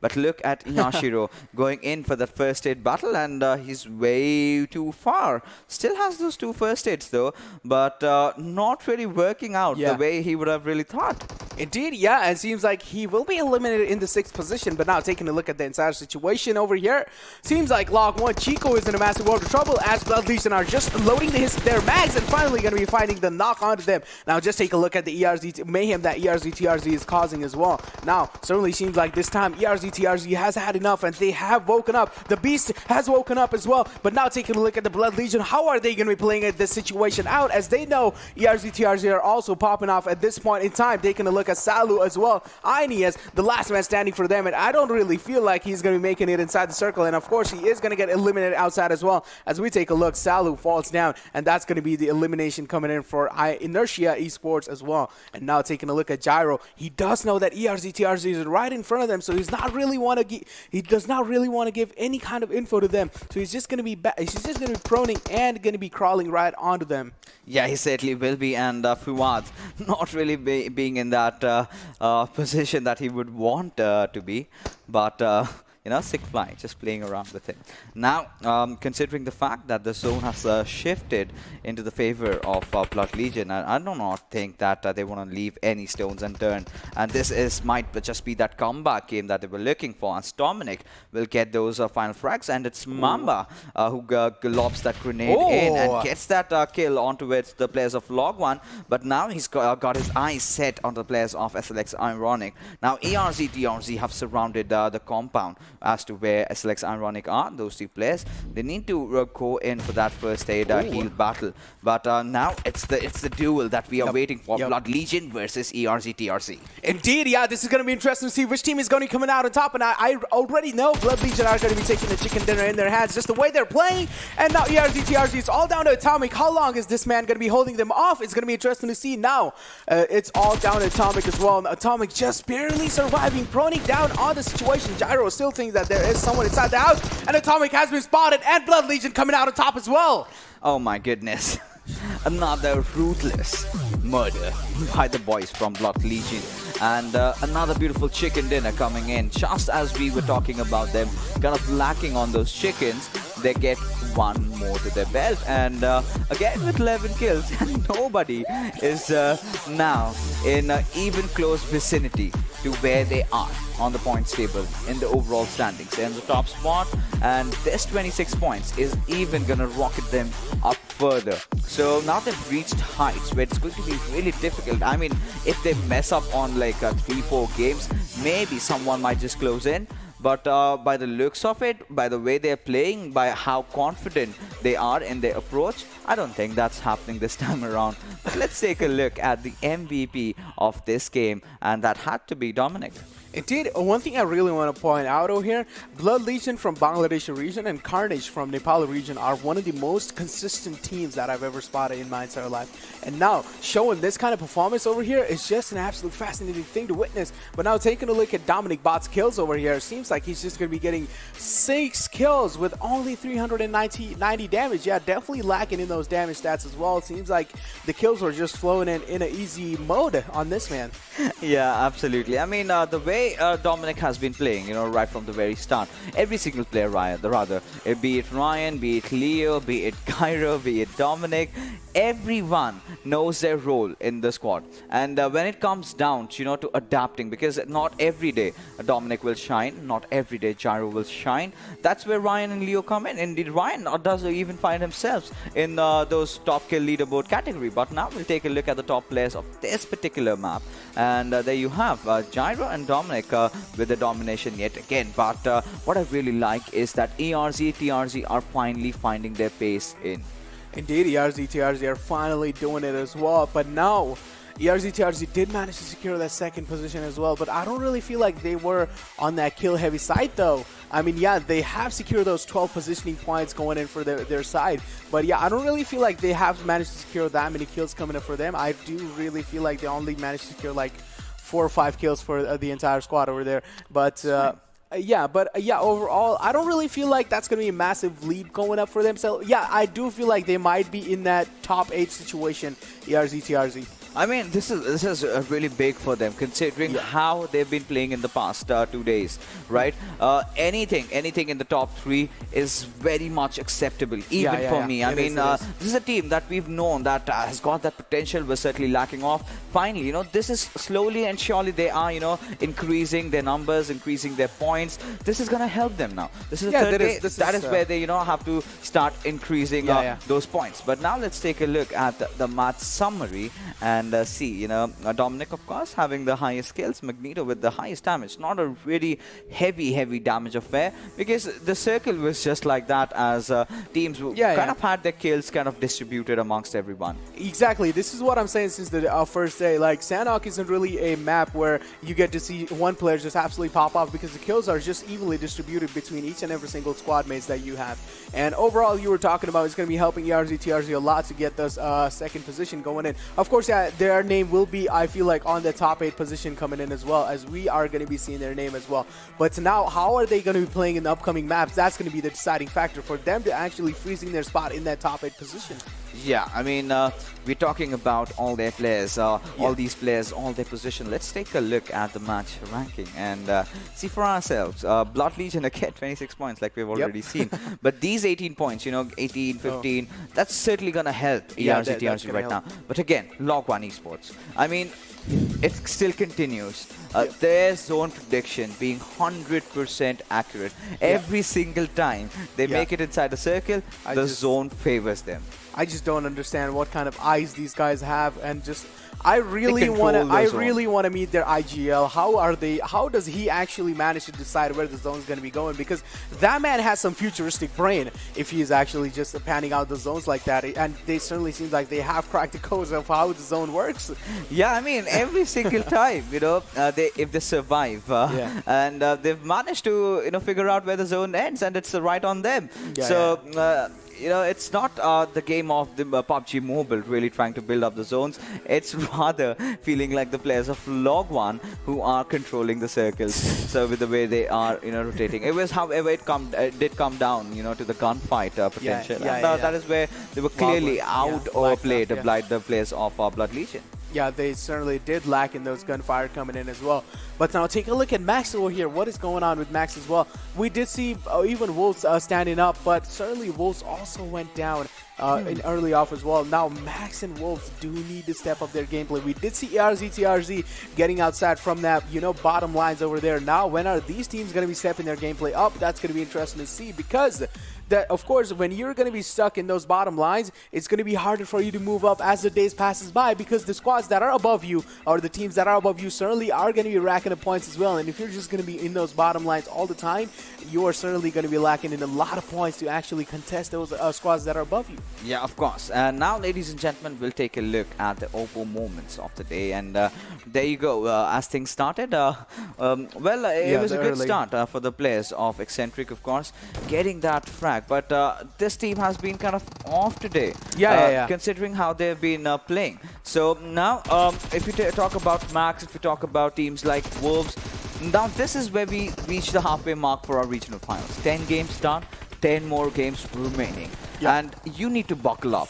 I mean, I know you're having a lot of troubles. You know this might be your first PMCO, but that's what you've been grinding for the past 1 year. You've been waiting for the chance, and you've gotten so close. And you do not really want to take an exit from over here, because now you qualify from the PMCO. You've got the Pro League. Now, if you play well over there, you've got such a bright career ahead of you in esports. Considering, you know, in Bangladesh, in regions like Nepal, it's still on the rise, and you will be recognized across the globe, of course, with your performances. And we've seen the teams, you know, really being known right now. But now let's take a look at the damage graph and see how the damage was split up. And there you go. It's pretty much the thing that we were kind of anticipating. Blood Legion just outstanding anyone in those damage graph, and as well ERZxTRZ following it up. But as you were talking about, of course, when these guys are actually going to be getting in those top spots, of course, they're going to be rolling with so much fame as well. And even on the social media and all over there, they're just going to be getting so much fame overall. And of course, the money is going to be flowing in as well as they are getting that fame. But overall, taking a look at the damage graph, certainly it does seem like Blood Legion is just dominating all across the place, no matter what kind of stat board it is. We do see one of the Blood Legion member every single time in those stat lists. Yeah, I mean, you've got to. You have to, because considering the kind of kills that they take, considering how they even take on the circle. I mean, right from the start, they did a lot of drop-off at Paradise, and the rotation was so bang on. Considering there were so many teams, they made that early quick rotation. They kind of avoided those fights, and the fights that they could take, they took it really in a smart manner, and that is definitely going to skyrocket them up in the overall rankings, ladies and gentlemen. Let's take a look at it and see how much of a difference is it now. Whoa. Yeah, I mean, certainly taking a look at that, just take a look at total points. 168, way far away. As we were talking about, they literally have a car which is just out of this world. They have the futuristic car going in for themselves. But as you were talking about the rotation, of course, the drop selection that was marked for Blood Legion was just absolutely phenomenal. It was Paradise Resort, and for the first two circles, they didn't even need to move. All they were doing was just camping all over Paradise Resort, and then when the actually circle decided to move away a little bit bit from the Paradise Resort. They did make their rotation on that lower side of the compound. This is where the last fight happened. Yeah. And now taking a look at even at A1 Esports 1952, they're not really able to show up. As we did see yesterday, like they were absolutely showing a little bit of their name over there. Yeah, of course they were on the top, but this time they are just not really able to do much. Yeah, they certainly aren't. But ERZxTRZ, like I mentioned, the previous game they were in the 13th spot. Now they're looking promising. Now they've kind of reduced the gap. It's not too much. And another, second or third position, position standing in the next game of Miramar, maybe with 7 or 8 kills. I think they might enter the top 8. There's a slight possibility of that, but only time is going to tell as to what is going to be happening for ERZxTRZ. But before that, we will be heading for a short little break, so you don't go anywhere. We'll be right back.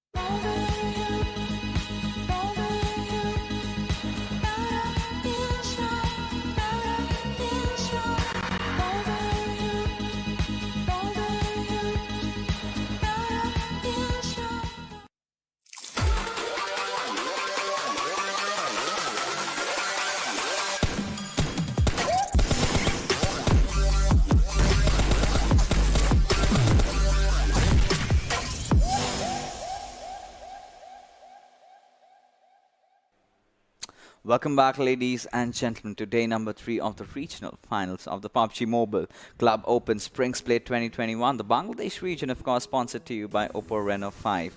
As we head along to Miramar, and before that, we now finally see Blood Legion having that massive 70+ points difference. So let's take a head-to-head, in fact, at the two distinguished teams that we have. One is, of course, going to be Log1, and I would love to see how they go against INERTIA. So now we can make certain comparisons over here. INERTIA, despite the fact that they do not have a single chicken, but look at the kills. Yeah, indeed. Take a look at the kills over there. Of course, INERTIA is just absolutely stepping their game style up when it comes to those kill comparison. But even taking a look at the damage received, certainly it does seem like INERTIA are taking a lot much more bullets in their dome than Log1 are doing. But overall, of course, as we all see, just INERTIA Esports just outstanding in those gun performance coming in for them as well. And even outstanding them in those total points, but not really much though. It's just 1 point difference coming in. And I'm pretty sure this Miramar map is definitely going to be favoring the team that is going to be having the best zone prediction coming in. Yeah, of course. I mean, it's not just a zone prediction over here in Miramar. It's about proper positioning during those fights because you've got those ridges, those small dips to play around. You need to traverse around the map. But we will get an answer as to who gets the chicken in this one, as the game is finally live for you, ladies and gentlemen, as the fight path trajectory heads from Valademar all the way up to Torre Ahmuda. Indeed, but now the plane fly path, of course, the team that actually want to go to Los Leones are going to be having a little bit of struggle because certainly they will have to glide all the way across.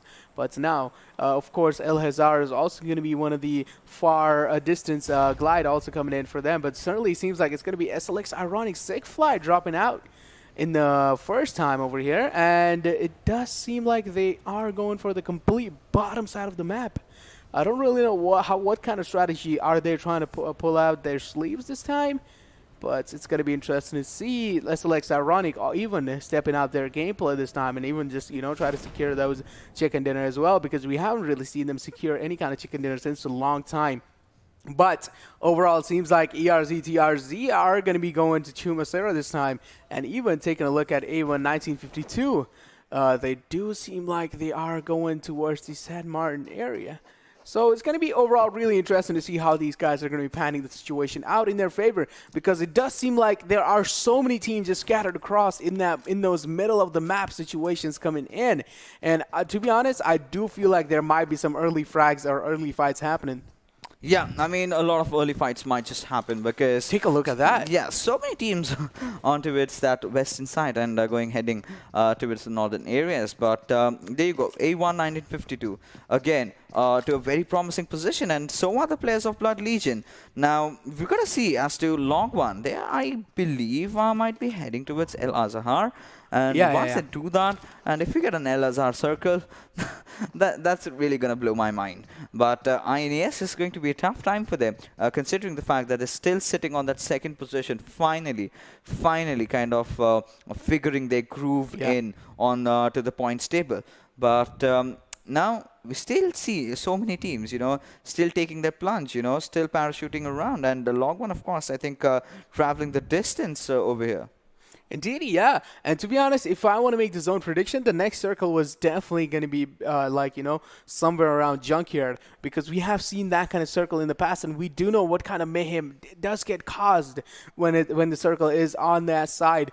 And I really want to see that mayhem popping up again. And taking a look at the entire Exentric squad this time, seems like they're going to be making a really unique drop location over here. They are going to be contesting for the Campo Militar position this time. It's going to be the entire Exentric squad, even counting C1 in. And certainly seems like God's Reborn do want to challenge them this time. I don't really know if that's a really good idea coming from Koa to actually just go head-to-head against the entire Exentric Infinity squad over there. But yeah, you certainly need to watch out for yourself. Now, taking a look at the entire Logwin squad, it seems like they're just going to be contesting that vehicle and going to be making their way towards ERZxTRZ, which is a really beautiful decision coming in from them. Yeah, it certainly is right now. But taking a look at Log One, they've secured the ERZxTRZ area, like you mentioned, and that's such a nice spot because no one is really around them. They have all that entire area to themselves. But Exentric Infinity, oh my goodness, what's going wrong with them? I mean, we haven't really seen the players we're popping off today. So if they kind of continue to doing that, they might just be in a whole world of trouble as we speak. Shuvo falling down, and these are those early engagements, these are those early losses that they cannot really afford at this particular moment. Indeed, yeah, those first bloods coming in as well, and especially losing one of the man like Shu over there, it's going to be, not really going to be a really good thing coming in from them. But now, focusing on the other teams, seems like, Exentric are certainly in a massive world of trouble, but why was Shuo so far away from his team? I mean, he wanted some separate solo selfish loot for himself, and he was like, guys, I'll watch myself, you don't worry about me. And maybe that was the thought process. Overconfidence.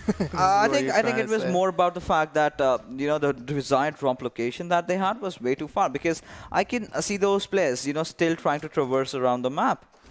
Indeed, yeah. But now, certainly this time, it does seem like, overall the INETIA squad do seem like they have a really juicy loot going in for them. If you take a look at their meds condition going in as well, that beautiful M4 coming in with that Mini 14, and also a lot of meds going in, and I do feel like INES are just stacked up so good on that loot. And overall, it's going to be interesting to see how things are going to be panning out for them. And certainly goes the same with the IPG4 ARC squad as well. They are looking so good on their loot, and even that Scar AL going to be favoring them in the late game situation or late game phases. But what really interesting is that the squads that were landing on the bottom left side of the map, the complete far away, which was SLX Ironic, how are they going to be getting inside the circle? That's going to be interesting to see. Yeah, that certainly is going to be really, really interesting to, see. And let's see. The first circle has started to close in, and Blood Legion, they are so filled with their loot right up till the stomach. Yep. And they don't need much. This is a team that has heavily prioritized on the timings of those zone rotations, and they've been doing so well. Now, IPG4 ARC, this is a team, well, not the kind of a start that they would have wanted for themselves today, and this has been taking them down. This has been pulling them down in terms of their overall rankings. But Dominic has spotted down over here the players of ALxK9 and does take a few shots at them, reducing his scope of the 6 times to 3 times, of course, adjusting that. Kind of was late, as a result of which he could not do a lot of damage. And this is where ALxK9 will just move into safe covers, find a better position for themselves, and then maybe wait for the boys from Blood Legion to come in. Indeed, yep.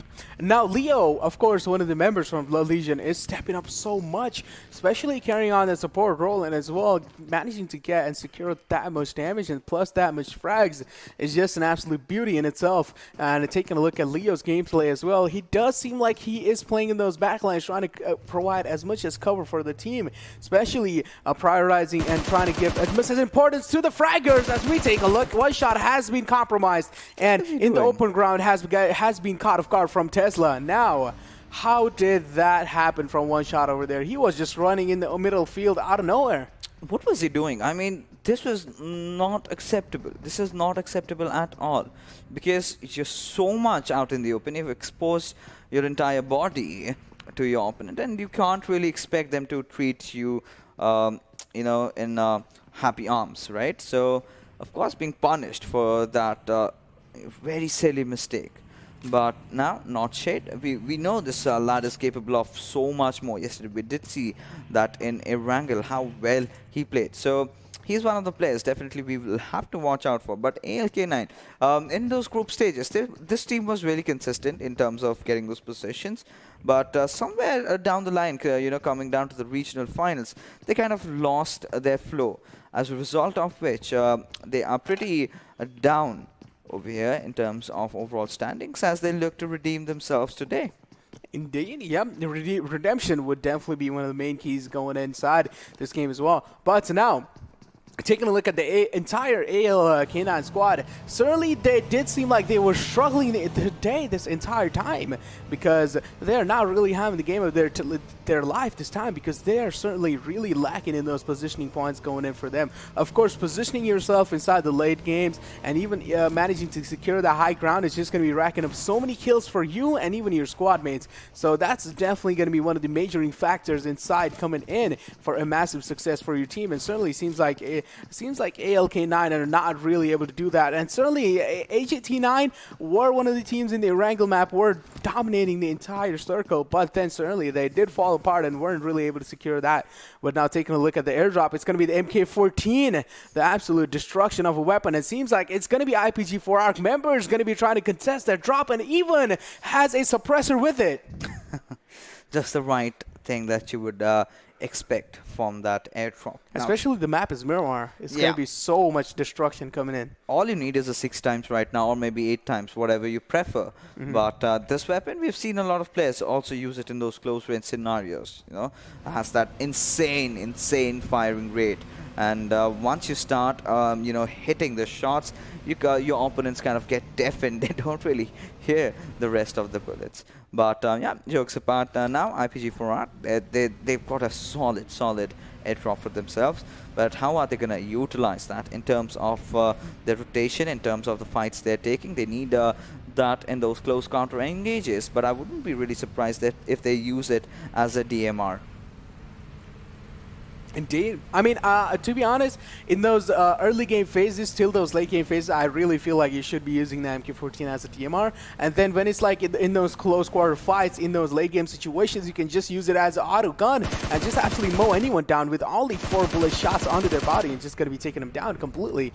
But now, taking a look at the Max squad over here, seems like they are just going to be cruising through onto the hill, and it certainly did get spotted by IPG4R Stranger and his teammates, but certainly not going to be able to do much over there. As taking a look, Deadloves does seem like he is down on a really low HP, and Max finally going to be finding a compound for them to actually contest and overall just camp around the compound as well. But now taking a look at Exentric squad as well, seems like they're going to be spotting Log, and they are under a heavy fire. As we take a look, TDJR just unloading his mags onto them. Is he going to be able to find much of the shots though? Seems like he's in a massive world of trouble, as one of the Log 1 members from the backlines is just going to be mowing him down. Yeah, absolutely. But right now, if we take a look at the scenario over here, so Log1 has finally gotten a good spot for themselves, but they're kind of surrounded by a lot of teams over here. You've got IPG4R, you've got Exentric Infinity, you've got ALxK9 that's got Reborn right on your tails, and INES is making the late rotation inside the zone. They're going to take their own sweet time, and the same can be said for the boys from IPGX, so Infernal, Parasite. So we got to see as to how they are performing in this one. But so far has kind of been a silent affair in Miramar, as all these teams are trying to prioritize the center, trying to have that high ground advantage. Now, if it kind of shifts towards where Exentric Infinity are, they've got a really good position playing for themselves, and Log1 really caught off guard and being taken down. It's Sabik, one of their main fraggers, in fact their highest fraggers. Indeed, yes, Sabik, one of the best fraggers they have to offer. But now take a look at the situation that is occurring. Seems like Max has capitalized on the entire Log 1 squad there, and seems like Chico's going to be taking a heavy amount of damage. And now taking a look at 24K as well, trying to switch around his position, but certainly not going to be able to be successfully do that. And 2 of the Log 1 members are already taken completely down from the entire Max 1 squad. The relentless aggression coming in from these lads was just an absolute beauty to witness. And certainly Log 1 didn't really have any kind of answer for themselves, as we see Log1 already crumbling down on their knees. They are struggling so much this time. They certainly are, and the struggle is increasing by the numbers every single time. And Log1, they had that third spot going in for themselves in the overall rankings. Now, if they miss out on this one, if they do not get enough position points, I mean, I'm not talking about kills anymore, because it's going to be really a tough affair for Rolex to get so much done with no support. And it's still 16 teams alive. So Log1 really in a bad spot over here. But at the same time, Team Max, finally, they realize that they've got nothing to lose. They're just going in ham right on the faces of their opponents, wiping down, almost wiped out Log1. I mean, as if Rolex been there, he would have been taken down as well. Indeed, yeah, of course, that would have been happening in the process. Just overall, the way these guys are playing was just absolutely relentless. But now, certainly does seem like they have spotted the member of Wolves also, and some of the rotations coming in. But doesn't really seem like Max is interested into actually firing down bullets onto them. Yeah, of course, there are members of IPG4R also, and even some Wolf members over there. And there are still some rotations coming inside the circle as well. So there are just overall so many people. But as we take a look over here, the handsome man Ironclad has joined back in again. Yeah, he certainly has. And right now, I mean, well, Ironclad has come in, but is it too late right now? That's the big question, because we still do not want to get more out of ourselves over here, because it's just those 2 kills Max have secured with still 16 teams alive. I'm not calling the shots right now, but the players of Team Wolves BD, they're going against IPG4R, and Jigsaw has managed to spot down Dictator, but the Ramen goes in as Agent and Roffy go pushing in. Oh, take a look at the position of that Stranger has. He does want to contest anyone from the backlines, but doesn't really seem like Wolves is going to be stopping anytime soon. The aggression is coming in, and they certainly have spotted Dictator out, but Dictator is going to be running through, as he does know that one of his teammates is in the backlines, and if he does manage to get securely safe, the beautiful nade coming in from Dictator as well. Is it going to be doing enough damage, though? No, certainly not going to be dealing any kind of damage, as the nade was not certainly well cooked. And now he is also going to be Molotoving his position now, making sure no one's going to be pushing in. And Rafi taking a heavy amount of beating from that Molotov. Is he going to be surviving it out? And certainly it does seem like Rafi is going to be barely surviving onto his knees. Well, Bad Asian does seem like he is going to be cooking a nade right onto him. And there comes the damage in as well. But certainly Asian has been taken down by Stranger. This man is just an absolute beast. But Rafi is right there to actually capitalize onto his position. And Stranger has been completely finished and eliminated outside the game. Yeah, he certainly has been, and right now we'll have to take a look as to how Blood Legion is going to approach this one out. We've got the players of INES engaging against Dominic, and Dominic goes down in the process as Salu will get a beautiful knock onto him.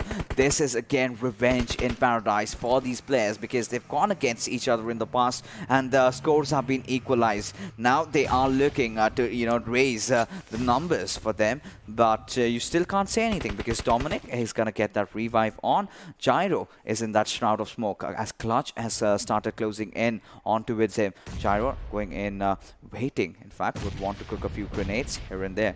Then this is a nade barrage coming out from the players of Blood Legion, and Dominic is going to get back up any single time right about now. Indeed, one of the most iconic fights that we all want to witness is going to be between INES and Blood Legion. Which team is going to be coming out on top? Certainly, right now, it does seem like Blood Legion are in a little bit of trouble, as they do have Dominic onto really low HP. And as I'm talking about that, Dominic has been taken down, and certainly Ryan as well. Blood Legions are crumbling down on their knees. Now it's all down to Gyro. Is he going to be able to do much, though? Leo has been taken down in the process as well. Gyro, are you going to be able to do much? And certainly this time, it does seem like beautiful contestation coming from INES. It's going to be completely eliminating the massive squad that's going to be Blood Legions. Now this is first ever time getting eliminated first off. Yeah, I mean, we've seen that in the past, INES wiping out Blood Legion, but this time in such a fashion without any casualty, they have managed to do so. So this is one of those teams that can go head to head against the likes of Blood Legion, and A1. They must be feeling the electricity surging through their bodies after the way in which they really wiped them out, because it all started with Dominic falling off, then INES really having that high ground advantage for themselves, as we see the boys from Max, Casper rather, getting a few kills here and there. But ERZxTRZ, as they are making their comeback story real today, they also need to have another consistent performance this time around as well. Casper just pushing in onto its Koa, so let's see how he plays this one out. He's just playing down on the ridges, has not really committed, finally going in from the eastern side, has managed to spawn out 1v4 over there, taking so much shots at him, but not really managing to get that knock. Indeed, of course, Umar taking that backfire as well, and certainly going to be backing out behind the ridge and going to be using that first aid, of course, which is a really mature decision coming in from that man as well. But now he does have some of the teammates in the back line trying to secure him down. But I also want to focus my thoughts a little bit onto the fight that happened between INES and Blood Legions there.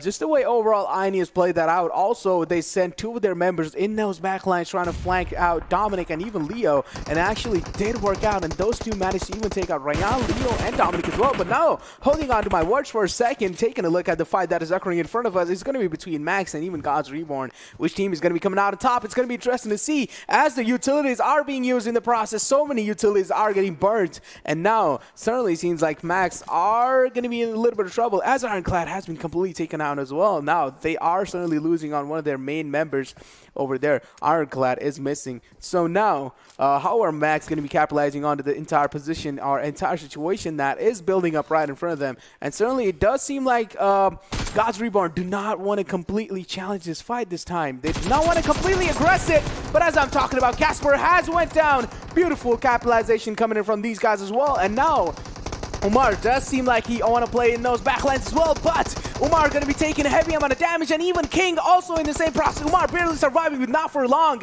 And finally, he's going to be taken down by Koa as an absolute beast. Wow, I mean, that was such an amazing play coming out from the boys of God's Reborn, again wiping out Team Max. And their woes really continues. They've been put down to the misery. But now we've got the players of SLX Ironic trying to make their rotation in. They've spotted down the boys of A1 1952 as XCVS also go charging in. Jerry with that Bucky, but he's taking some heavy damage up until the point. Magneto gets that knock and gets a confirmation on him. Indeed, yeah, the knock is going to be turning things out so much in their favor. Now, taking a look at the entire INERTIA squad, we do know they are in a really healthy state, but the zone is certainly going to be forcing them to actually change their position inside the circle as well. And as soon as they actually decide to rotate inside, there is a heavy amount of chance that they might just get contested by any of the squads that are in front of them. But now, taking a look at SLX Ironic, they do seem like they want to aggress their way onto God's Reborn, but is it going to be that easy as much as they're thinking? Seems like XCVS Fahim is going to be right in front of them. And Fahim's position has been completely contested. And as we keep on talking, SCVS has been completely eliminated as well. But now they do have right their members in front of them. And even God's Reborn do seem like they have their enemies right in front of their eyes as well. Lockdown in their side, it's going to be A1 1952. But overall, taking a look at the SLX Ironic position, seems like he is Sigfly is going to be backing off to his teammates as well. But now, take a look at the INES position as well. They all do have a massive ridge going up for them, and even no one is going to be flanking them from the backlines as well. So INES overall does have really good position, but seems like Clutch is going to be having a hard time clutching this situation out. Yeah, he certainly is going to have a really hard time. But taking a look at the boys over here, A1 Esports 1952, they've somehow made it inside the circle. They're looking good, but so are the players of SLX Ironic. And they're well scattered off. They've got a lot of room to play. Around 32 players still surviving in the lobby as Wolves Black Diamond take an elimination in the 10th spot with just 2 kills. Not the kind of an outing that they would have wanted for themselves. But look at the boys of Team INES, relentless, you know, trying to charge their way in every single time inside the zone with all those beautiful kills that they're garnering for themselves. And Gajor and Salu, every single player, the way they have been displaying, the way they've been performing, I think they might just inch in the gap that you know, Blood Legion has really built. But right now, AGT9 going against SLX Ironic as Sketch and Satan are in a really bad spot. Indeed, they are in a really bad spot, having that little dip for their cover. But how long are they going to be able to contest that? And certainly seems like the aggression is going to be coming in through. AGT9 do not want to back off anytime soon, and the kills are going to be coming in as well. The 2 knockdowns for Ironic are going to be so disappointing over there, as they do have 2 of their teammates on that high ground going in as well. But how long are they going to be able to deal damage? That's going to be interesting to see, because the nades and utilities are certainly coming in through. But those nades and utilities are going to be dealing a little bit of damage and also creating a little bit of space for them to actually move inside. But just take a look at this M46X spray. Absolute beauty coming in as well, but Sadmat exposing himself and even not really focusing that there were 2 of the teammates in the backlines as well, and he is going to get contested. But now AGT9 certainly in a massive world of trouble, as they are absolutely getting contested from all the angles. And now Sigfly also going to be taking the advantage that AGT9 has put themselves in. Now over there, Sigfly is a little bit low on his HP. He's going to be spotting the last member of the down. AGT9 goes. Yeah, they can have, what a beautiful fight coming out from the players of SLX Ironic over there, wiping out the existence of AGT9. But INES, they are doing so very good with every single time, you know, just going in, taking down squads after squads. But right now, Salu YT, he is knocked out. He needs that revive onto it himself. Exentric, the boys, they are engaging over here, as finally C-Wine has spotted out Salu right out in the open. He would want to get that kill for himself, but where is the cover fire coming in from Newt? It's certainly not over there. And well, it's just a matter of seconds before Saluk, you know, bites the dust. As INES, well, can they get a chicken in this one? And by the looks of it, by Salu getting that elimination, it looks very, very unlikely. Indeed, but now taking a look at one of the most powerful team, of course, it's going to be Exentric, and taking a look at C-Vine. This man is one of the most lethal man that this team has to offer. Now, all the teams do have to watch out for Exentric position as well. And now it seems like ERZxTRZ also getting eliminated in the 6th spot, but it seems like the Ironic is certainly going to get spotted as well. Execute is taking a massive amount of damage. Now, how long is he going to be able to survive that? That's going to be interesting to see. Now, KSX are also in a massive world of trouble as they do have one of the members knocked down in the positioning as well. But INES are completely keeping Exentric pinned down on their site. How long are they going to be able to successfully do that? We gotta see. We have to see as to how they're gonna perform. As to Kashar, so INES, they are now down to their last two members, but they're kind of surrounded. You can see they're kind of in the middle of nowhere. Any single team, you know, just stepping up on their canvas can spot them out. But I guess Thunder, he has other intentions of taking down B1 and will do a really good, decent job at finishing them off. And now we just have 4 teams remaining, 10 players alive. Everyone eyeing out for that chicken, but the shift certainly going into the favor for the boys of INES. Now, if Team Exentric, the way the Thunder is rotating over here, they kind of successfully managed to pull that one off. I think they might just pull this one out. Indeed, they might. But now, taking a look at the entire situation over here, INES certainly do seem like they do have one of the most dominating positions, but KSX do have a lot of teammates alive. But now, taking a look, Gajar under heavy fire, and C1 certainly going to be capitalizing onto his position and taking him down. Now, it's all down to new team from INES, and Gajar certainly is going to get finished from TDJR as well. And Exentric are just on an absolute killing spree as we take a look at Thunder. Just take a look at this man. He's just aggressing all over the place. And finally, INES is going to get completely eliminated from Exentric. Yeah, of course. And now Exentric Infinity. Now they've got that very, very good position inside the circle. Top 3 teams have made it so far. We've got Sanhok, KSX. Such a consistent performance today from their side. But now CY needs to fend off the push that's going to come in any single moment as Sanhok has been spotted.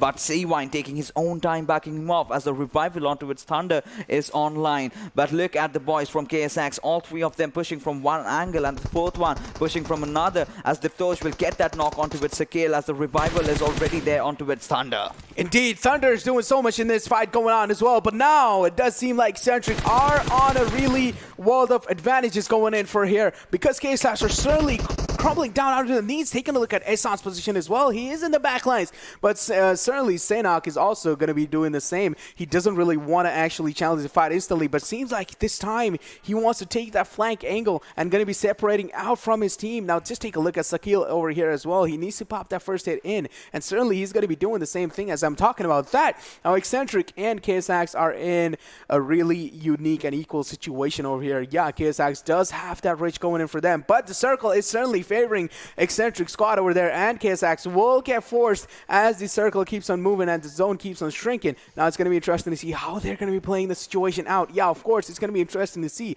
but now Exentric overall, they do know what they have to do.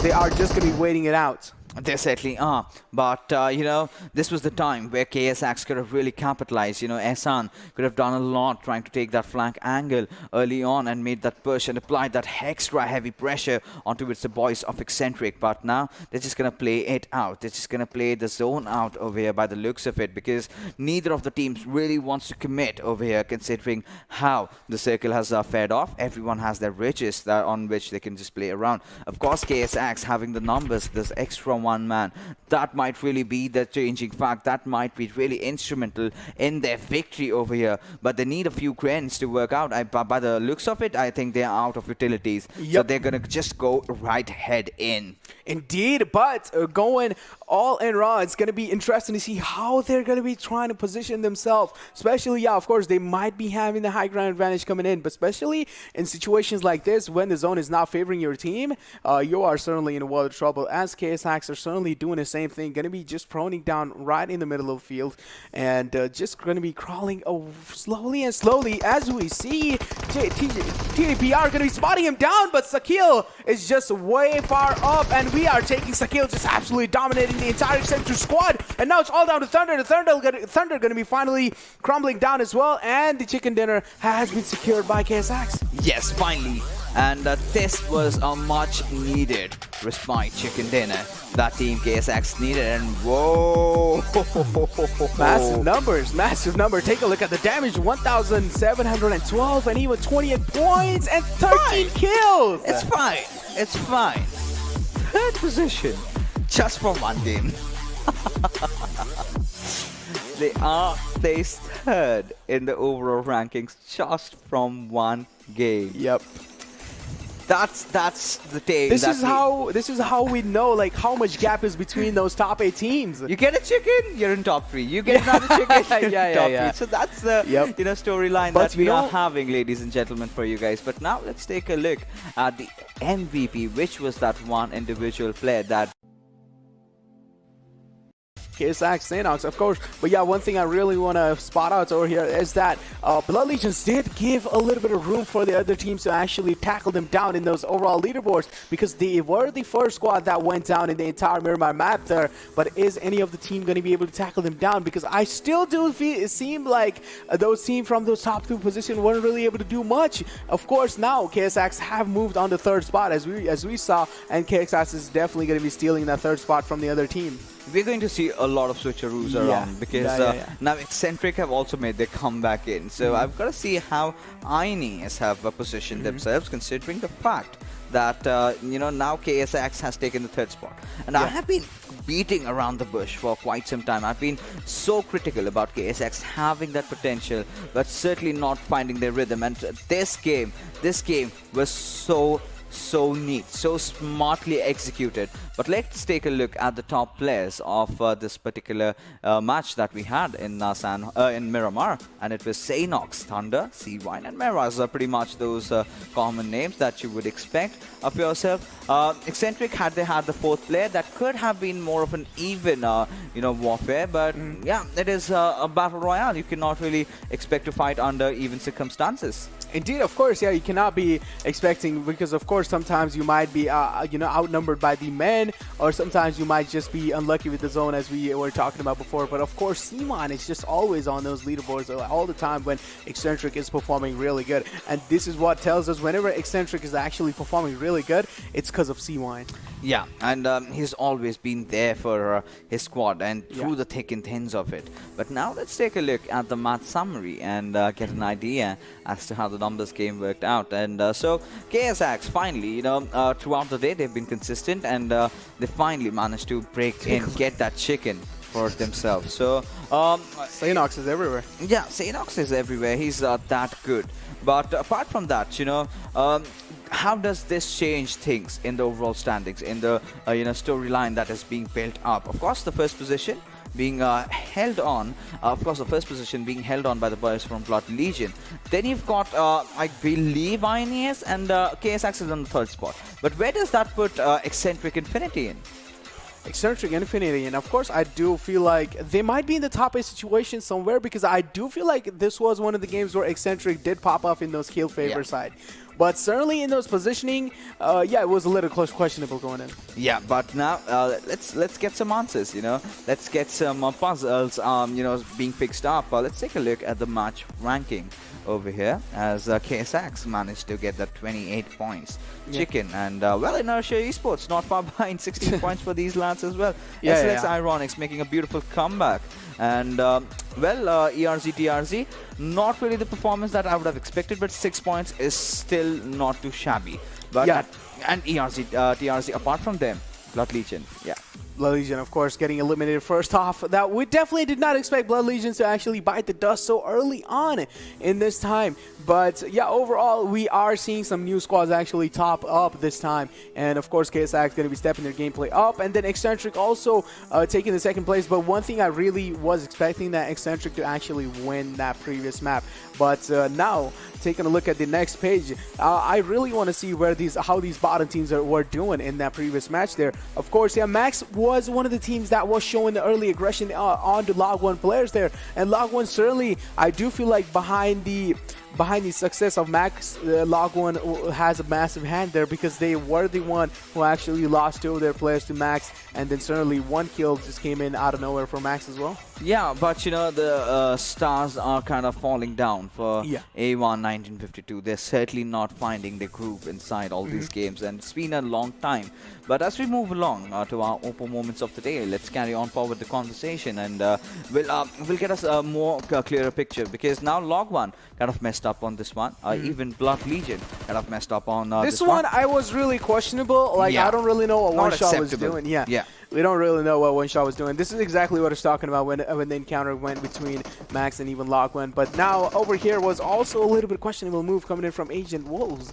But this squad wipe was one of the most iconic and well-built squad wipe, and overall well called out, and overall just the synergy that they showed was just outstanding. Now overall, yeah, of course, INES did step out on top when it comes to overall in that fight, but I do feel like Blood Legion just have a better mechanical gifted skill players. Of course, yeah, they might be unlucky in that one fight. I do understand, you know, you do have one of those unlucky moments going in, but nothing taken away from INES as well. The way they challenged the fight and just the way they overall took the fight was just such a beauty. But yeah, taking a look at all these open moments that were happening, INES, I was expecting INES to actually come out on top, especially when I saw them in those top positions going in. But over here, C1 making so many, you know, pricks and thorns for INES, and just completely eliminating their squad out was just an absolute bummer for them. Yeah, it certainly was. You know, considering finally KSX, you know, coming out on top on this one, getting that third position secured for themselves. What is the margin that could be? Because every single time we having one of those teams winning those chickens, it's changing. It's completely changing the tables. Yeah, and that is how we want things to really go on, and even up until always the final keep day. us guessing, you know? Yes, always keeping us guessing, because come on, a plain normal finals is not something that I would like for myself. But with that being said, let's take a look at the damage graph and see how much damage have these guys dished out. And KSX and Exentric Infinity along with INES. But take a look at over here, you know, even though Blood Legion was eliminated early off, they still have 481 damage going in for them, which is, yeah, of course not bad, but I mean, yeah, Doesn't get you any points though. Yeah, it doesn't get you any points. Yeah, the damage certainly doesn't get you any points. But I'm still so disappointed at taking a look at one of my favorite teams is crumbling apart on that previous map. I definitely did not expect going inside the game. But overall, we are seeing so many new teams just step up this time. Even God's Reborn we did see, and even Ironic, one of the teams that has been sleeping for a long time. This time they do seem like they are stepping their gameplay up. Yeah, I mean, it's like Ironic finally waking up from the slumber, to be honest, and they've started performing. But where does this take them? Because we've got very few games remaining right now, and now I think our questions are going to be answered, because we have the overall ranking for you guys right about now. And finally, a few teams have crossed that 100 mark. But this is the difference that I was talking about. KSX and God's Reborn, almost around those 8-9 points difference. I think now is when we see that segregation happening. Indeed, and certainly it seems like INES is actually closing their path against Blood Legion. They're only 60 points away, only 60 points shy. And of course, it's not going to be hard for them to actually come up with those 60 points. But the way they have been playing I don't really feel like they are going to be far away from a long time. And if Blood Legion just keep on crumbling on these early stages, which of course I'm pretty sure they are probably not, they will be capitalizing on the next game coming up. They will be just absolutely dominating as well. But yeah, ERZxTRZ, as I was talking about, moving themselves up to a massive 9 number. Yeah, I mean, ERZxTRZ, this is really promising from their side. But ERZxTRZ, they've kind of taken a spot over there. They're kind of stuck on with it. But you know, as we move along with our discussion, so we did see XCvS kind of taking that dip. So being at around 82 points, and considering the second and third team have already crossed that 100 mark, it's high time that they start getting a chicken. And the best part about INES is that they've not gotten any chicken. They've been so consistent with the kills and the positioning that they have the second spot in for themselves. But anything can possibly happen in the final game of Erangel. But before that, ladies and gentlemen, we will be heading out for a short little break. You don't go anywhere.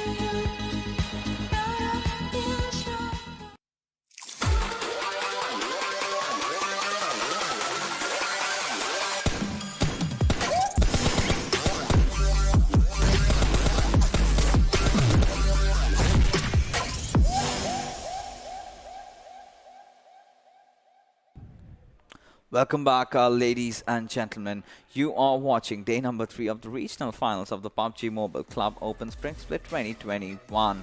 Our Bangladeshi region is where we are right now. And of course, before we get started with the final game, a huge shout out to our sponsors. That's Oppo Reno 5. But now, let's talk business. So, now we've seen that 3 of the teams have crossed that 100 mark.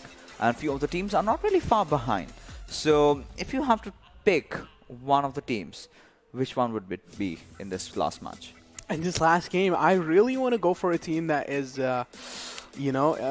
like on those under points over there. But at the same time, Blood Legion is calling my name, so I'm gonna go with Blood Legions. Yeah, I just love Blood Legions way too much. Just the way they play, just always fantasizes me. Yeah, of course. I mean, after taking that early exit, I think they would want to compensate for the points that they really lost out. Might just go ham, and we've seen 23 kills coming out for them, and also a chicken. So I might not be surprised if I see a 25 being crossed. So with that being said, of course, I would love INES as well to get their first chicken dinner, being so consistent throughout right now over the past couple of matches. But with that being said, the final flight path trajectory heading all the way from Novorupnoi towards Giorgio. And let's see where the circle really pans out this time around. I mean, to be honest, taking a look at the plane flight path, I really feel like the circle might be on military base side. Military base is what you call. I really want to see something happening around prison. I mean, it's a long time we've seen a prison circle. We've seen circles around shelter. We have seen circles around mansion. We've seen circles around Yasnaya, but it's been quite a while. Even school circle is very much less visible these days. Indeed, school also is very much less visible, as you pointed it out. But one thing I really want to point out here, seems like Wolves is just always contesting that military base area. And then, yeah, of course, the Novorupnoi area is always going to IPGX. But now, overall, taking a look where these guys are positioning themselves, I am really trying to find where Blood Legion is over here. I have found INES, they are just going to the Georgia Pool area every single time. But just take a look at the circle. It's certainly not going to be in military, certainly not prison as well. It's just going to be out in the open. It's going to be a Pachinki circle this time. The Pachinki is certainly the middle center of attraction over there. And I am still trying to find Blood Legion, and yet there you go. Seems like Blood Legion is going to be contesting that Rozhok area, and it is actually quite a brilliant place to go, especially taking a zone under consideration. Absolutely. I mean, considering how the circle has really panned out, I mean, this can also be a circle which might head on towards Pachinki. So that is, of course, there. We might get to see that southern areas of Pachinki, the last zone like we had seen, that also happening. But look at Team Max. They've got nothing to lose. They're just going YOLO. And the Torch being spotted out, and IronClad, he does not care. He's got the gun. He wants that gun real bad. He wants that kill, in fact. Yeah, he wants that kill, yeah. Okay. So right now, IronClad, any single moment. Does he know where he is? Yeah, I think Dipto is just kind of aware about IronClad's presence, so he's kind of staying underwater. He's taking damage, though. Yeah, he's started taking damage. Take a look at this over here. Seems like Shuoser is going to be connecting some crucial shots onto Umer. Going to be catching him off guard while he was trying to contest that vehicle, and seems like King is just going to be leaving him out in the open. And King certainly does not want to risk his life as well, but does King have a gun over here? This is going to be interesting to see. If he does, then he will be putting on a fight against Shuoser, which is certainly going to be interesting to see which one is going to be coming out on top. But IronClad is in the back lines. Is IronClad going to be providing that cover from the back lines? As Casper also roll in, they certainly do not want to lose out on a teammate this early offense. It certainly shows off that they do not want to, but Umer finally getting caught off guard in that open rotation. As we take a look at this, Shuoser has been eliminated. Shuoser eliminating one of the Max Esports member out. Yeah, absolutely. Now considering how the boys have been playing over here, and Max and Exentric. So Max certainly can afford losses right now because they've got nothing to lose over here. They're almost dead last bottom, and they're not doing anything fairly well. But Exentric, they cannot afford such early losses. And Umar has already been taken out, so that's a pretty good thing in terms of Team Exentric really having that one extra kill. But you know, this is the time when you're supposed to be looting, right? This is the time when you need to get that loot, you need to have those vehicles, you need to make those early rotations, and Exentric is losing out on so much more. Indeed, they are losing out on so much more, but also at the same time, so much time is being wasted from the players of Max as well. They can literally utilize this entire time to actually just loot around, but certainly it doesn't really seem like they want to do this anytime soon, and they should realize at this point in time that Exentric has already backed off, so I feel like they should also grab their vehicles and back off as well, and certainly seems like the same thing is going to be happening over here. King going to be moving to Casper, going to be grabbing him, and then going to be moving it out completely. But Shuoser and C1 certainly securing that one frag early on for themselves is going to be massive relief for them, because especially getting your name on the first blood thing is just an absolute, you know, big achievement in itself. And now they do seem like they are heading towards the entire area of Lipovka. Yeah, that they are. And, well, still outside the zone, so I'm really getting worried about them as to how are they going to just rotate inside the circle. Well, A1 1952 not really having the times of their lives, because they edged inside the regional finals in the last day of the group stages. So after that the players have kind of been a bit shaky, and not the kind of a position that you would anticipate to see them off. But this is a team that is making some huge ripples in the ocean that we have. And I think if they continue playing like that and a few more fights against Blood Legion, maybe we might get to see a team that's gonna give that neck-to-neck competition and give the players of Blood Legion a run for their money. Of course, yeah, we do want to see Blood Legion struggle, but I mean, it's specifically you who wants to see Blood Legion struggle. I do not really want to see them struggle. I just want to see some competition building up, because the way this has been going, it's looking so much one-sided affair. I mean, they're just that good. Yes, exactly. I want someone else also, you know, to go head-to-head, just like INES did last time. Yeah, I mean, of course, you're basically saying that you want someone to actually. Masala. Yeah, you want an equal competition, and you also want someone to actually tackle them down easily in those early game phases. So that's definitely going to be freezing their points statement as well. And even the other teams are going to be racking up a lot of points in the process as well. But it certainly is not going to be that easy, because Blood Legion is just such a strong team, and I just feel like they are the son of gods, as they are just going to be never going to be stopping. Yeah, at the same time, yeah, not everyone has all the games to their name, and yes, certainly last game was not for Blood Legions going in as well, but as we have seen such a consistent performance from them all the time, I do feel like, I just feel it in me that this time is the game of Blood Legion as well. As we take a look, Shuoser certainly getting spotted by Ironclad, and it doesn't really seem like Max is going to be giving their chase away this easily against Exentric, because they have taken one of the Max members down so easily and so early on, so they certainly do want that revenge on Exentric as well. But now Ironclad should also realize that they have actually run away. Yep, certainly he does, and he's going to be backing off to his squad mates as well. But just take a look at King, taking a heavy amount of damage from that zone, but certainly it's going to be moving it inside, because it's just the first zone, so it's not going to be chipping out that much of damage.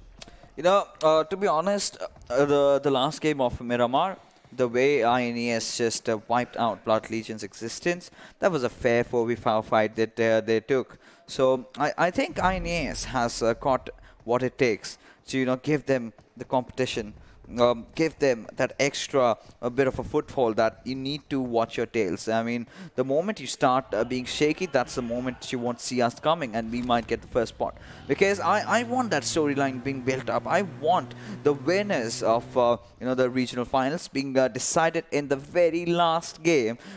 In fact, the 20th game that we have. So, you know, I want that kind of a storyline build up. I want that kind of a drama coming out from these teams, and well, it's been quite a very good affair in terms of 2nd to 8th, 10th position, but you know, the first spot kind of being so solid, not being contested, kind of breaks my heart. It did breaks my heart indeed as well. But now, taking a look at the entire ALxK9 Reborn position as well, seems like they are spotted by INES. And we do know INES now is one of the most lethal squad as well, as we saw them absolutely wiping out one of the most dominating squad in the previous map. But now INES is definitely going to be the squad that each and every single team needs to watch out for. Take a look at the circle shift. Of course, it's going to be favoring the Pochinki area. And whichever team is going to be able to get that church control is going to be having so much high ground advantage going in for them, and also at the same time they will have an entire look on the entire Pochinki city. Well, I think considering the circle shift, it's going to be really tricky because I want to see something maybe happening around the church area of Pochinki, those outskirts. However, now A1952 have solidified their position. Reborn has also closed in. Exentric somehow, you know, with those kind of scuffle that they had against Team Max, they kind of decided to retreat. Finally have woken up and they realize, okay, so we're gonna get some position points kicking in for us. And it has been a rather slow affair so far in the 10 minutes that have passed by. But XCVS, this is another team that has been sort of struggling. You know, they've been getting those 4th, 5th positions, but not really, you know, striking off in the kills department. Cherry being picked off early on every single fight. That has kind of not been going the way they wanted. Indeed, it's not going the way they want it to. But certainly XCVS, we aren't, yeah, as you were talking about, they are really struggling phases, and we really want to see them succeed as well, because the first day they were just absolutely dominating the entire competition. But now, certainly in those later days, they're not really able to show up much. But taking a look at the entire God Reborn squad, they do have control of this hill. But certainly they might get contested from their backline as well. And certainly they do realize that they are starting to change his position as well. But now I do feel like one thing over here, taking a look at the entire XCVS squad as well, I do feel like they have a really good position going in as well for themselves, as having so many houses for yourself secured, and even just overall a better positioning inside the circle is just going to be patting you in your favor out so much more later in those later phrases as well. But now, overall situation now we are analyzing in front of us, it does seem like ALxK9 is just going to be inside the entire Pochinki city over here, and they do not want to step out, which is a really brilliant choice coming in from them as well. Yeah, absolutely. But ALxK9, like you mentioned, you know, we did see those brilliant plays coming in from Nordshade, if you remember in Erangel yesterday, you know, being the solo survivor of his squad and still pulling off such a beautiful, beautiful job. But now he's got his eyes onto it, the boys from God's Reborn. And, you know, this kind of a circle takes me down to the group stages where you remember ERZxTRZ getting the first chicken as how they just marched their way in. And ALxK9 was one of those teams that were just holding them off at bay. So we've got to see as to how ERZxTRZ also plays this one out. But right now, Nordshade with that grenade being lobbed into thin air. Was that going to connect? Not really making the distance. Indeed, not really going to be making the distance, not really able to travel that far away. But certainly seems like there might be a fight occurring between ALxK9 Reborn and even the team that is right in front of them. But now I'm going to hold on to my words for a second. Seem like the aggression is coming in from Blood Legion as well, as they have already managed to take one of the members knockdown from IPG4 ARC, and he is trying his best to actually survive. But certainly, this is the Blood Legion that we know. The early aggression is coming in through. Well, yes, exactly. And now they are the wolves, the lions, whatever you might call them. They are hungry and they want a lot of kills to satiate their hunger over here. But Blood Legion already getting one of those confirmations out here. They need to rotate in. But they need to watch their backs. They need to be careful, you know, while they're making those aggressive pushes, because it has been seen very often that they kind of get the better out of themselves, kind of get reckless while going in heavy. But look at INES, they're going ham after the players of ERZxTRZ. They certainly did not look like they want to stop. They're taking one of their players down. Again, Mamba bowing out. 2 losses very early on. Oh my goodness, ERZxTRZ in a whole world of trouble right now. Indeed, they are in a whole lot of trouble. Now, they need to do something to actually get out of that trouble, as we were talking about before. But now, it certainly does seem like, taking a look at the minimap feed over here, they do have a little bit of neighbors going in as well.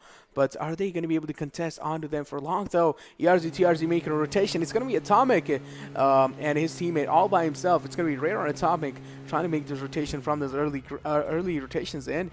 But certainly going to be finding a compound for themselves, which is going to be completely free. But now take a look at Gyro over here. This man is just not scared to actually step out of his cover and even challenge this fight. And seems like he's just going to be challenging a fight right by himself. And certainly going to be smoking his buggy out because he doesn't really want the buggy to blast away as well.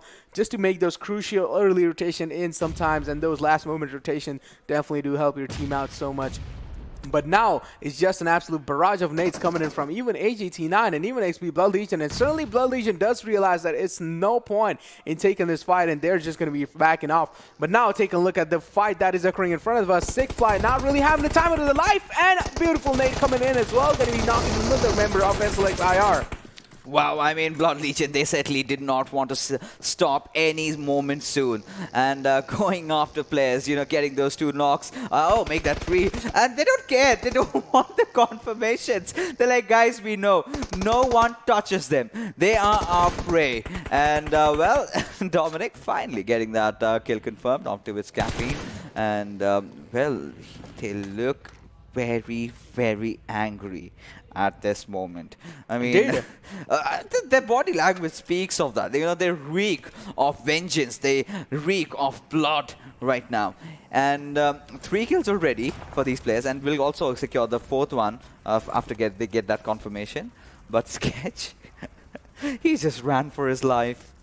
Indeed, he did, and this is the exact Blood Legion that we know. This is the Blood Legion that we wanted to see, and this is, I feel like, it's literally history repeating himself. Now, we did see in the first day, Blood Legion weren't really able to, you know, capitalize on anything, but then in the later phases, we did see them absolutely just dominating everybody and just absolutely, you know, dislocating anyone from their position and just taking them down instantly. But now, overall position seems like Blood Legion are going to be outside the circle, but the rotation will be made through. As we take a look at Avon 1952 as well, they do know that there is one of the SLX Ironic player right in front of them. The nade is going to be coming through, but Sketch is all by himself, and Sketch is certainly scared. Going to be smoking the entirety of his position out, not going to let anyone actually give his position away, and Sketch certainly does know that he's in a massive world of trouble as the spray is going to be coming in, and Sharp is going to be completely eliminating the entirety of SLX Ironic, and that's going to be such an unfortunate turn of events for that squad. That certainly is going to be.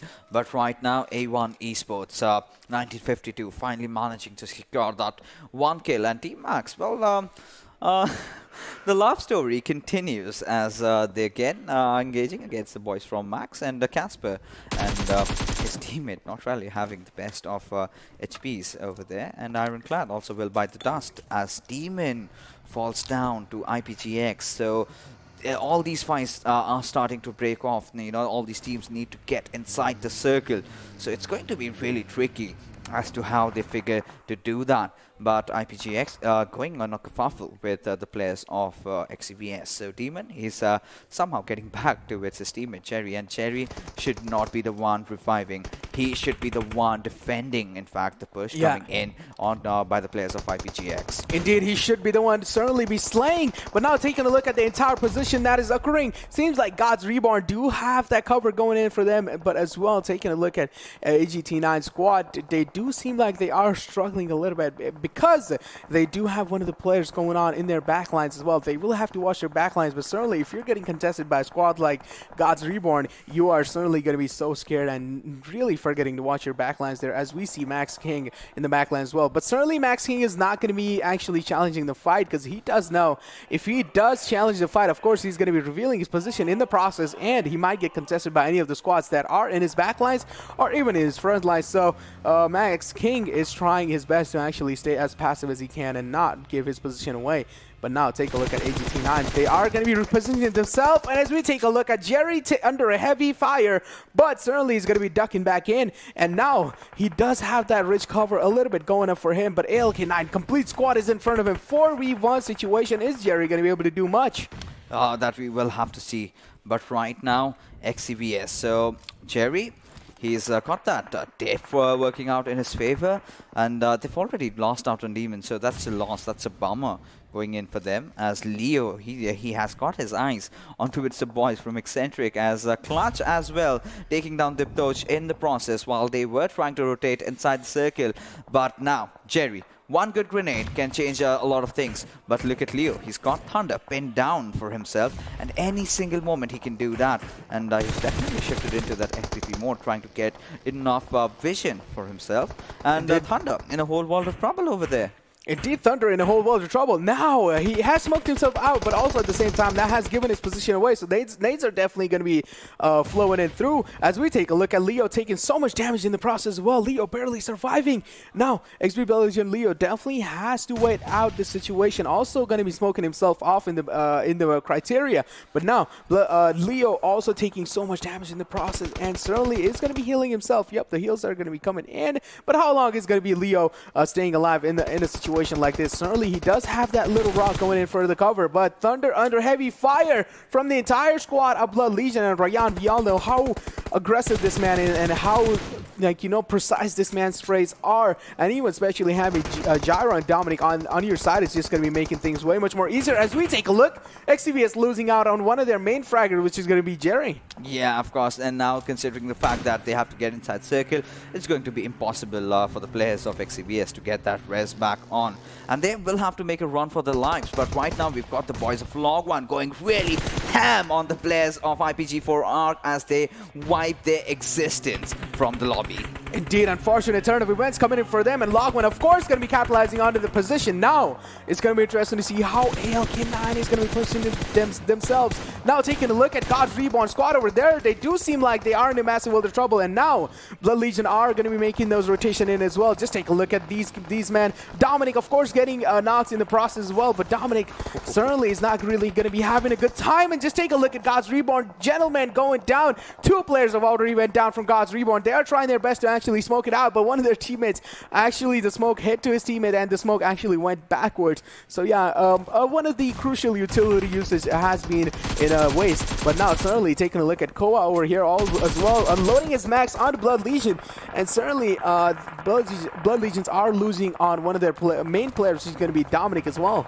Yeah, I mean, Blood Legion have gotten a lot on the plate right now, and they're taking so much fire from all directions. You know, the way they have started off, their body language, they reek of aggression. They completely want to go after squads, but somehow this extra bit of aggression is kind of leading to their demise. But they've certainly managed to revive two of their players in that situation. One of them, of course, going out. But with that being said, Wolves Black Diamond, they also taken a rather early exit with just one kill. But considering how the circle has panned out, this just might be INERTIA's game. They've been so close every single time. They've been so close. They've been having those zones. They've been getting those kills. But the chicken dinner is what they're lacking in, as XCVS lose out on their final player, as IPGX will take them out from the lobby. Indeed, unfortunate turn of events for XCVS. We did want to see them succeed, but certainly they're not going to be able to follow it up. But now taking a look at the entire IPGX squad as well, they are having the time of their life. They are having a game of their life as well. Now B1 going to be having that smoke and those cars a little bit for his cover, but certainly seems like those cars are going to get busted anytime soon.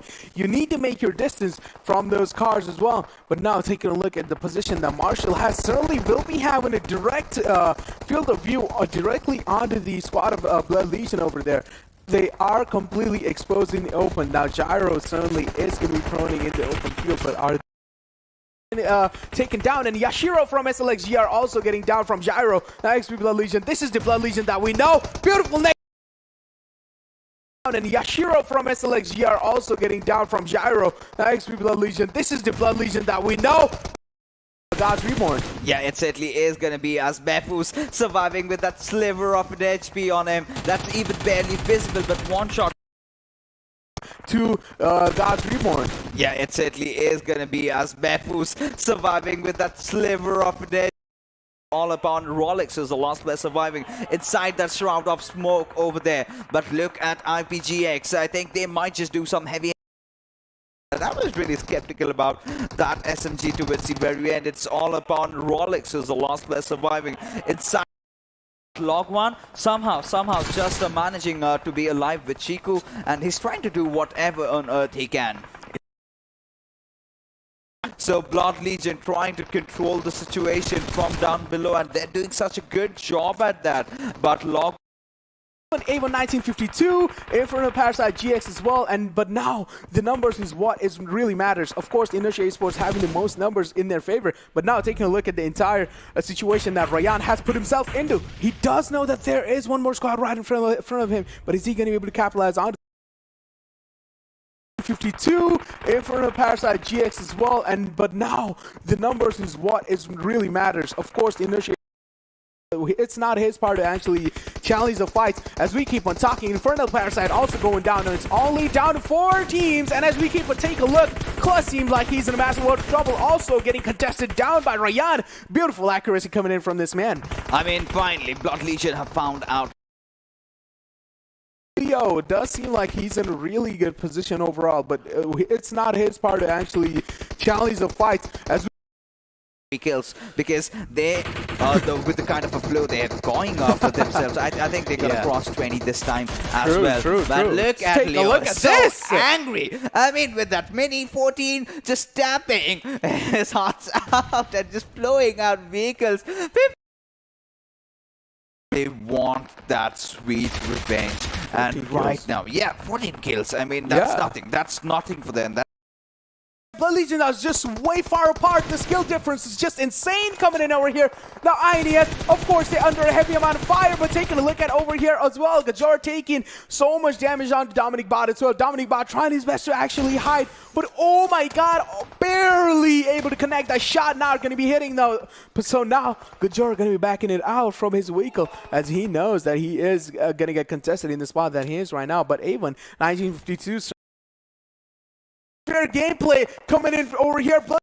The moment Ajaru did come in, he ensured that he got those cover fire from behind. He knew where the position is for all these teammates. They're making such a beautiful rhythmic play over there. In harmony is where they are sustaining. I mean, it's so chaotic for them. You might see that they've already gotten 15 kills, but still, at the end of the day, they look so well organized. They are men on a hunting mission, and they know what their objective is. They know who their target is, and they're getting those knocks here and there. And now Dominic will of course secure that kill onto its Atomic. Oh my god. And there you go, wiping down squads one after the other, and it's just that last 2 players, I believe, are surviving from A1 Esports 952. Indeed, this is the Blood Legions that we always want to see. Now it's a 4-on-2 situation. Of course, A1 is going to be having a hard time defending, as we take a look at Leo making a rotation right in the open, going down in the process. Well, now INERTIA Esports also, we did see in the past getting knocked out, but now over here Blood Legion might be struggling, but no, it's going to be Blood Legion coming out on top and certainly showing that they are the Raging Spartans. They are just way too good for these teams. I don't really know what to say anymore.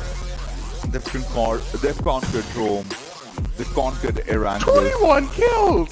Yes, what? Again, the 20 bomb. It's just, I am lost of words right now. Blood Legion, how are you so good? This is the exact thing that we wanted to see from you guys, and certainly be showing that domination and aggression coming in the end there. I am just absolutely lost of words. This is way too good. I'm out of words.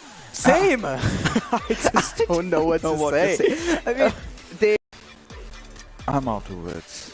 Same. I just don't know what to say.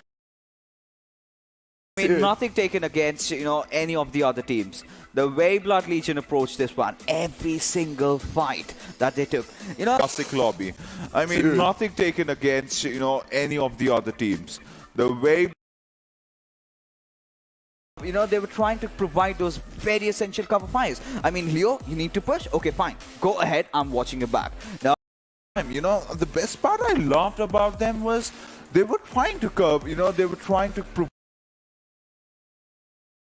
It's like they're just producing a music out from this game. That was so mesmerizing to watch them dominate. And there was not even looking for you. So they are, making those plays in such a beautiful, it's like a music. But yeah, let's it's just take a wiped look them at out. the MVP right now. And Wow. even in those last circle, we have seen all the teams playing so safe, but over there, Blood Legion just stepped out of their cover without caring about anything and taking a look at the MVP. Of course, it's going to be Ryan with that beautiful accuracy coming in from his M4 and 4X. At the MVP right now. And Wow. even in those last circle, we have seen all the teams. Confidence really kicking in, but no, they were like, hey, fix this. No, No, that's not the case over you here. cannot Shut judge up. us. You cannot yes, judge us. not right now, because we are gonna get that res on. We are gonna make sure that we've got all our 4 players going into the final circle. And as we take a look at Stepped up, they might have just, the overconfidence really kicking in, but no, they were like, hey, fix this. No. Gyro, Dominic, and Leo, what is going on? This entire team is just broken. They're too overpowered. Someone needs to separate these people from these teams and at least need to put each and every single player in different teams to actually balance the teams out because they're just way too give them good. the slot to PMPL already. Entirety of Blood Legion is on the full squad. Each and every single member. They're still going to be on the top spots, no matter They're going what. to get invited slots for quite some time. After the way they're playing, I mean, They okay, just so don't need to prove Miramar anymore. game, they did not get anything. Okay, they were wiped out right from the early start. I mean, so this is really important for just try to have the blood running in for this team. INES just wiped them out. I was like, okay, guys, we are coming after you, and that was the best way, to.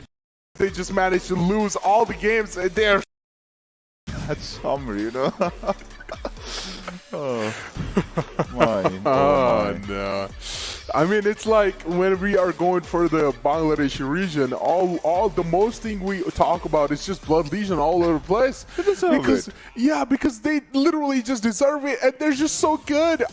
To be honest, at this point, if you really want to balance teams out in a game like PMCO, you will have to literally separate a team like Blood Legion each and every single half. Now, for example, Dominic going to other team, now Gyro going to another that's team, not gonna Rayhan happen. going to another team. But, yeah, that's yeah. not going to happen anytime soon, yeah, of course. Exactly. So Yeah. again, Blood Legion being there in the majority of the stats we have. But yes, INES, I really felt that this could have been the chicken. The only X factor that INES are missing is the confidence. So right now, we did see Blood Legion. They did not care They who was just- in front of yeah, them. yeah. They just went after them. Every single fight that they took. SLX ironic. They just bullet them out of that compound. 3 players being wiped out. The last one had to just make a run for his life. He was crying. And, well, right now we're in this junction where we can safely say that the way Blood Legion are playing, that for the moment I really thought that maybe INES could be the one really putting up a challenge, and they were like, no, we're not even trying. And the moment they were like, hey, just hold on, we're showing what we're made of. And having all their players alive, getting those amazing kills. Let's take a look at the match ranking, where we did see Blood Legion almost wiping out half of the lobby.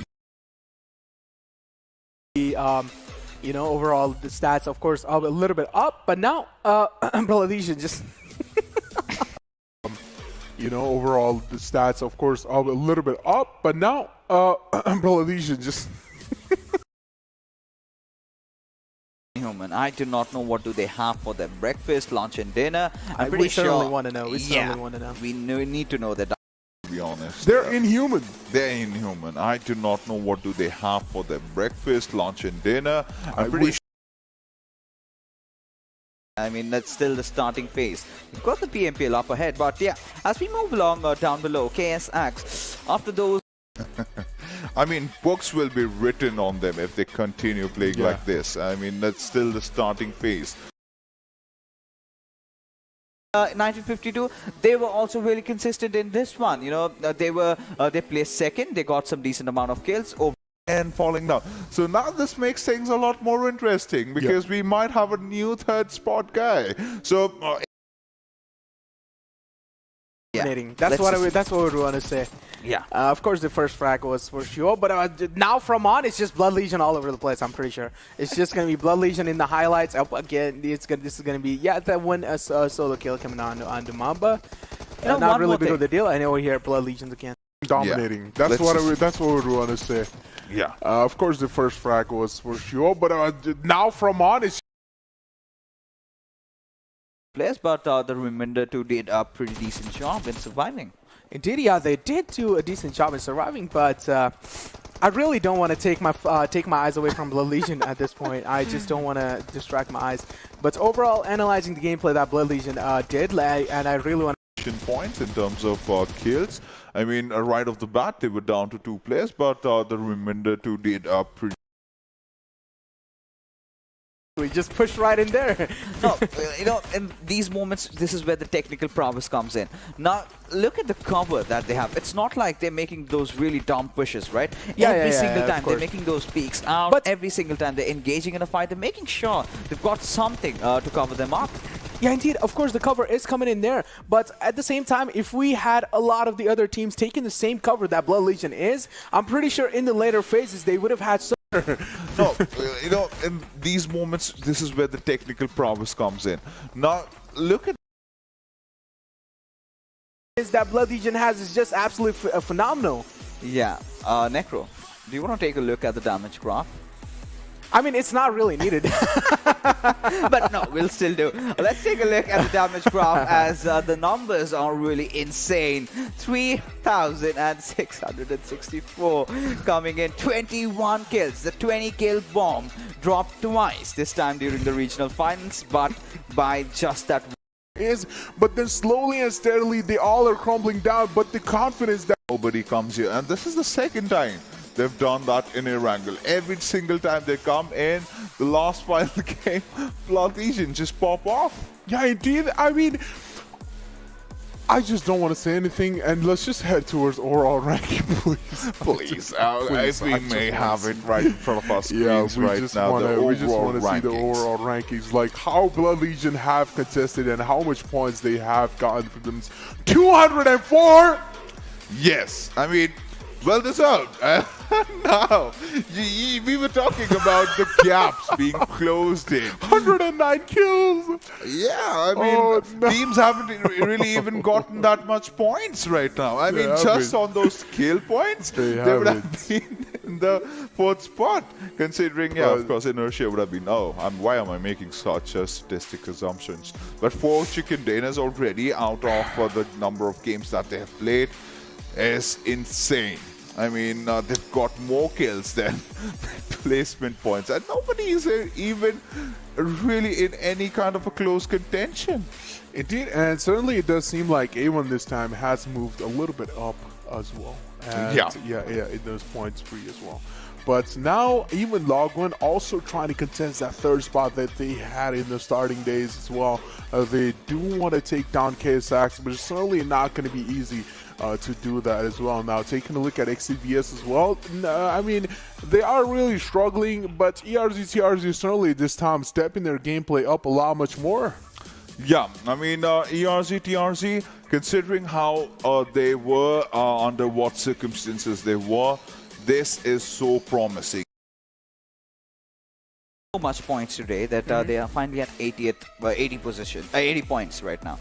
So they're on the 10th position. They've made it to the top. That they are finally at 80 points right now. So they're on the 10th position. They've made. They have to be vigilant every single time. They will have to be getting those 10-12 points every single time they come in. Throw away on a lot of games. They have to be vigilant every single time. They will have to be gonna be on the kill leaders. Like I've seen, taking a look at the kill leader, of course it's gonna be Ryan, Gyro, Dominic, XP. Kill leaders, of course, gonna be the interesting thing to see. Like which players are gonna be on the picture as well. I want a little attention, please. Yeah, I mean, but yes, Clutch also very much deserves that. We know. Yeah, he does. Clutch is like, guys, can you please make a little space for me over there as well? And then Clutch just want to fit in the picture. I just want to fit in the picture. Still maintain that second solid spot for them. We've been, keeping the boys from Blood Region in such. These three players, all the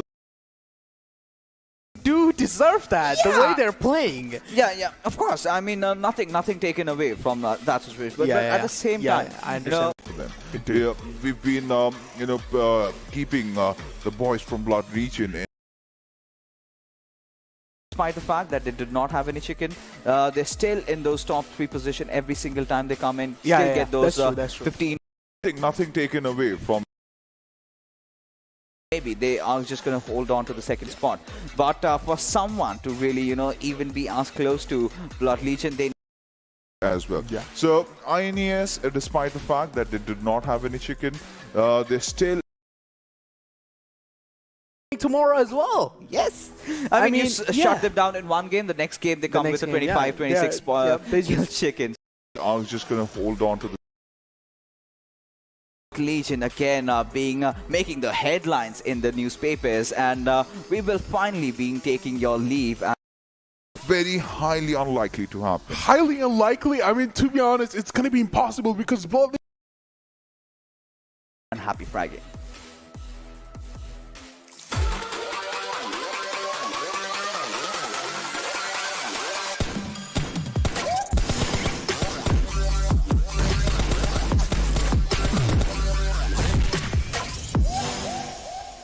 Being taking your lead.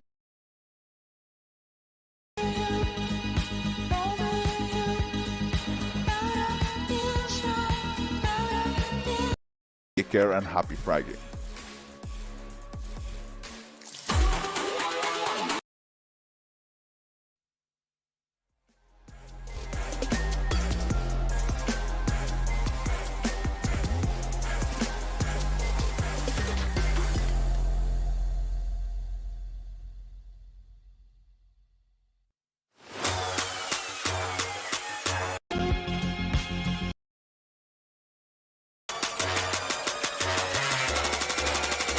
Let's get it.